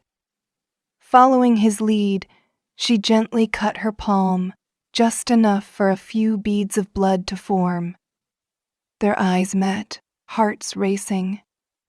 Alora stepped forward with a thin strip of cloth, which she bound around their joined hands, palm to palm. Blood mingled, sealing an oath that no other vow could match. A chorus of low howls rose from the pack, swirling around the clearing in hypnotic harmony. The bond thrummed between Raina and Jax, an electric current that made her wolf stir with fulfillment. This was the moment fate had woven for them, defying rank and unearthing truths buried by lies. Tears prickled at Raina's eyes. Elora lowered her lantern, the orange glow flickering across the cloth binding Raina's and Jax's palms. By the will of the goddess and the consent of the pack, I recognize this Luna bond. Raina, once Omega, now stands beside our Alpha as his equal. Let Crescent Hollow unite under their leadership. Cheers erupted, echoing through the clearing. Applause, howls, joyous cries. Raina's heart soared. She sensed the relief and genuine acceptance in those cheers, a stark contrast to her years of isolation. Some knelt in respect, others clapped or stamped their feet, celebrating the new era. Jax gave her a smile that melted her final defenses. She realized she was trembling, the release of tension overwhelming. Still, one question pounded in the back of her mind. Where was Tarek? The answer came almost immediately. A sharp cry rang out from the perimeter of the clearing, followed by a guardian's shout. Raina's senses went on alert. Jax tensed, scanning the darkness. Wolves at the edge of the circle parted in alarm as Tarek emerged from the shadows, face contorted with rage. He wore a dark robe embroidered with an archaic symbol that Raina dimly recognized, the stylized crest of a forgotten faction, the same one from the torn parchment. Gasps rippled among the crowd. Before anyone could react, Tarek hurled something into the center of the clearing, a glass vial that smashed on the ground in a burst of acrid smoke. Guardians jumped back, coughing, some rubbing at stinging eyes. Raina's heart jolted. She recognized a sabotage tactic. Tarek had come prepared. Voices rose in panic. Through the haze, she saw Tarek raise a blade of his own, lunging toward the dais. Jax shoved Raina behind him, snarling. Chaos erupted. Another robed figure appeared, attacking the Guardians who tried to intercept Tarek. Wolves fled, stumbling over each other, trying to avoid the thickening smoke. Raina's eyes burned, but she refused to cower. She tore the binding cloth from her wounded palm, ignoring the sting of blood, and scrambled for the staff she had brought earlier. Through the haze, she glimpsed Tarek homing in on Jax with lethal intent. Jax clashed with Tarek, steel meeting steel. Sparks flew in the smoky air. Raina's wolf senses screamed at her to help, to protect her mate. She circled, staff in hand, searching for an opening. Tarek, wild-eyed, hissed accusations about how the Alpha had defiled the pack by choosing a traitor's spawn. Jax's face twisted with anger and a trace of pity. You betrayed the old Alpha, he spat. You destroyed Raina's father to hide your crime. No more. Tarek's answering laugh was unhinged. Crescent Hollow deserves stronger leadership than a weakling Alpha who mates with scum. The Night Veil Circle will rise again. He lunged, driving Jax backward. Raina gasped, seeing Jax lose footing on slick grass. Summoning courage, she darted forward, staff raised. Tarek glimpsed her approach at the last second, but was too focused on Jax to fully dodge. She struck downward, aiming for his weapon arm. The blow connected, jolting Tarek's wrist. He let out a snarl, swinging the blade toward her. She barely deflected it with the staff, heart hammering. Jax recovered, launching a counterstrike that forced Tarek off balance. Guardians rushed in at last, restraining the second-robed figure. Tarek found himself outnumbered, his escape route blocked by the ring of watchers. Despite the acrid smoke swirling around them, Jax pressed the advantage, and within moments, Tarek's blade clattered to the ground. Warriors seized him from behind, locking his arms. He struggled, face twisted in fury. Spitting, he shouted, "All of you are blind. The pack was ours for the taking, had we removed that cursed Omega and her incompetent Alpha." Raina approached warily, staff still in hand, staff trembling from the battle's intensity. She tasted blood in her mouth, uncertain if it was from her cut palm or the raw intensity of the confrontation. Jax's eyes narrowed on Tarek. "This is over. You have confessed your treason, attempted to kill your Luna, and threatened the entire pack." Alora and Wulfric, eyes streaming from the smoke, stumbled forward with other elders. Horrified gasps ensued when they realized Tarek had nearly carried out a public assassination. Wulfric thundered, "Tarek, you dare this violence on a sacred night? You are undone. Tarek let out a final bitter laugh, face twisting with something akin to madness. Fools. The Night Veil Circle will never vanish. Others will rise. But the Guardians gagged him, dragging him away to the jeering crowd. Slowly, the smoke dissipated. Pack members who had fled in panic ventured back, shaken but uninjured. Raina felt her legs wobble with the aftermath of adrenaline.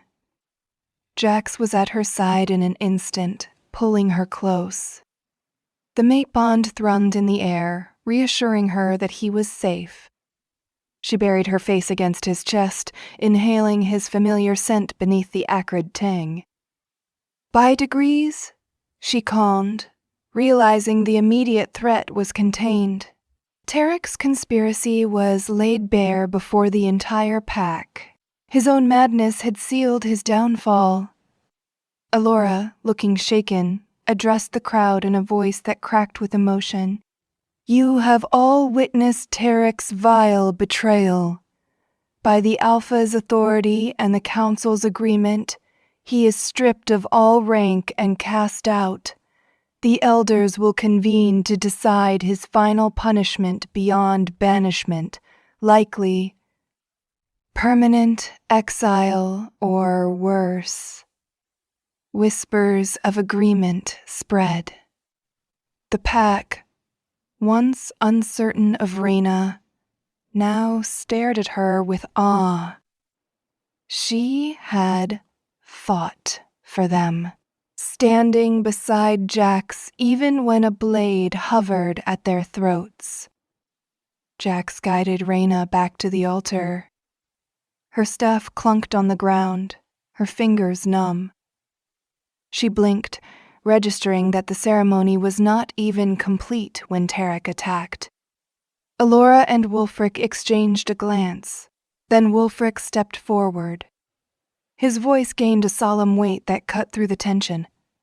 Crescent Hollow, tonight we have seen that old treacheries still linger.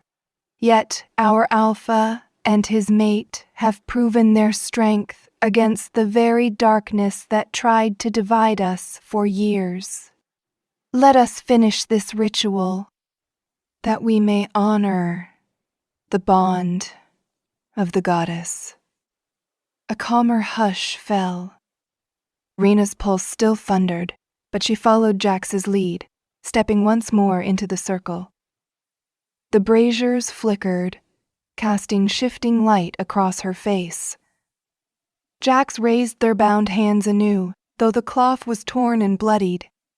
He declared, voice carrying to every corner of the clearing, "Our bond stands. No treachery can undo it. And so, I name Raina, once scorned Omega, now proven champion, my Luna, recognized by the goddess and by the goddess, by Crescent Hollow's rightful law." A resounding cheer erupted, a release of tension that had built through countless trials. Wolves lifted their voices in a communal howl, fierce and triumphant.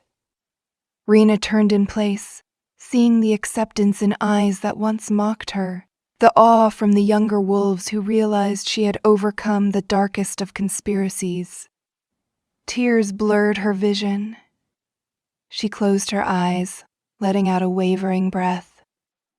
At long last, the entire pack truly saw her, and they did not see a traitor's daughter, but a Luna worthy to stand at the Alpha's side. A celebration broke out, albeit with a tempered wariness. Guardians patrolled the perimeter in case any of Tarek's co-conspirators lurked in the shadows. But no further threat materialized. Alora and Wulfric assisted with a quieter feast in the clearing, consoling those who were rattled by the violence.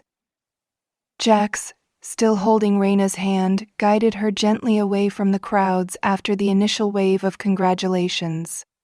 They found a spot beneath a tall pine, away from the bonfire's heat. He turned to her, eyes reflecting the moonlight. "It is done," he murmured, voice thick with emotion. "You are Luna, acknowledged by everyone who doubted you, and Tarek's crimes are finally exposed." She exhaled shakily, tears threatening again. "I never dared dream of this. I spent so long believing I was worthless. My father's name was dragged through the mud, and I carried his shame alone.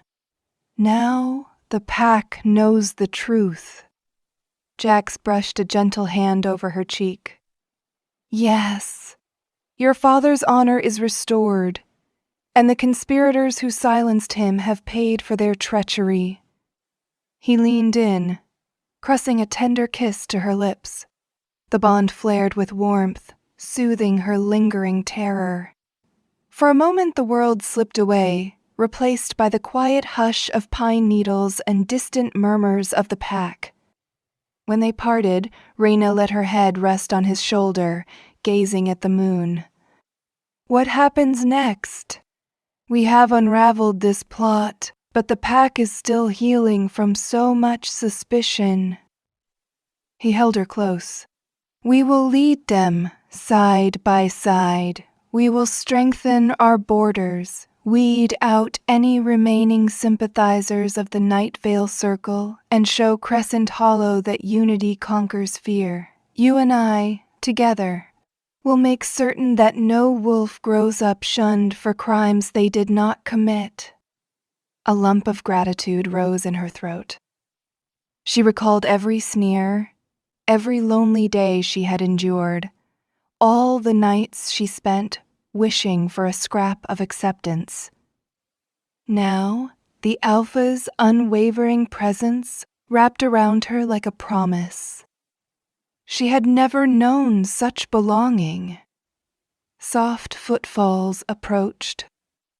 Holden stepped from the darkness, discreetly clearing his throat. "Alpha, Luna," he greeted, voice tinged with relief. "The perimeter is secure, and we are detaining a few lesser suspects who might have aided Tarek. No further sign of trouble." His gaze flicked to Raina, offering a small smile. "Congratulations. You have defied everyone's expectations, and I could not be happier to see it." She murmured thanks, feeling a surge of affection for the beta who had once looked at her with cool skepticism.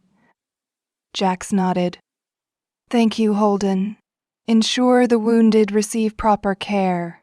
Then join the feast if you can. Tonight is a turning point." Holden departed, and Raina and Jax lingered a few minutes more, sharing a rare moment of peace in the aftermath of a storm. Eventually, they returned to the clearing. The pack had rallied, improvising a modest celebration around the lanterns. The earlier chaos had left the crowd shaken, but witnessing Tarek's downfall also delivered a sense of closure. Wolves approached Raina, expressing relief that the truth had emerged. She recognized some who once whispered about her father behind her back, now murmuring apologies or timid compliments. Each encounter reminded her that real change was possible, if not immediate. The sorrow of her past remained, but it no longer defined her. In the flickering torchlight, Jax lifted a hand, gathering attention. He addressed the pack in a resonant voice. "We stand on the threshold of a new era. The goddess chose my mate, our Luna, not from those with pristine reputations, but from an Omega who carried a heavy burden. She proved her courage, and in doing so, reminded us that worth is found in heart, not heritage. Let this lesson guide Crescent Hollow forward. We bury old grudges. We stand together, strong, and unafraid of hidden foes. The crowd responded with resounding applause and unified howls, the weight of Tarek's betrayal melting into a renewed commitment to unity. Raina's eyes glistened with tears as she realized her entire life had led to this transformative moment, for the pack as much as for herself. Hours later, the clearing settled into a calm hush under the moon. Most wolves drifted off, exhausted from the emotional turmoil. Only a few lingered, quietly tending to the bonfire or chatting in low voices. Jax and Raina moved beyond the glow of the flames, strolling among the towering pines. Overhead, stars dotted the sky, the moon shining like a silver beacon of promise. Raina paused, turning to face Jax. "Thank you," she said softly, "for risking everything when you chose me, for standing by me through every accusation and doubt. I never imagined I could find this kind of acceptance." He wrapped his arms around her waist, gaze brimming with warmth. "It is I who should thank you. You showed me that the mate bond is more than a political convenience or a matter of rank. It is fate, weaving threads we cannot see until we step into them." His hand came up to gently trace the edge of her jaw. "In fighting for your place, you strengthened my leadership, reminding the pack that we must honor the goddess's will, even if it defies tradition. My travels led me far away, but it turns out the mate I sought was always here in Crescent Hollow." She leaned into his touch. The bond thrummed steadily, no longer accompanied by fear or hesitation. They had weathered conspiracies, prejudice, and open attacks. Now, they stood poised to guide a renewed pack toward a better future.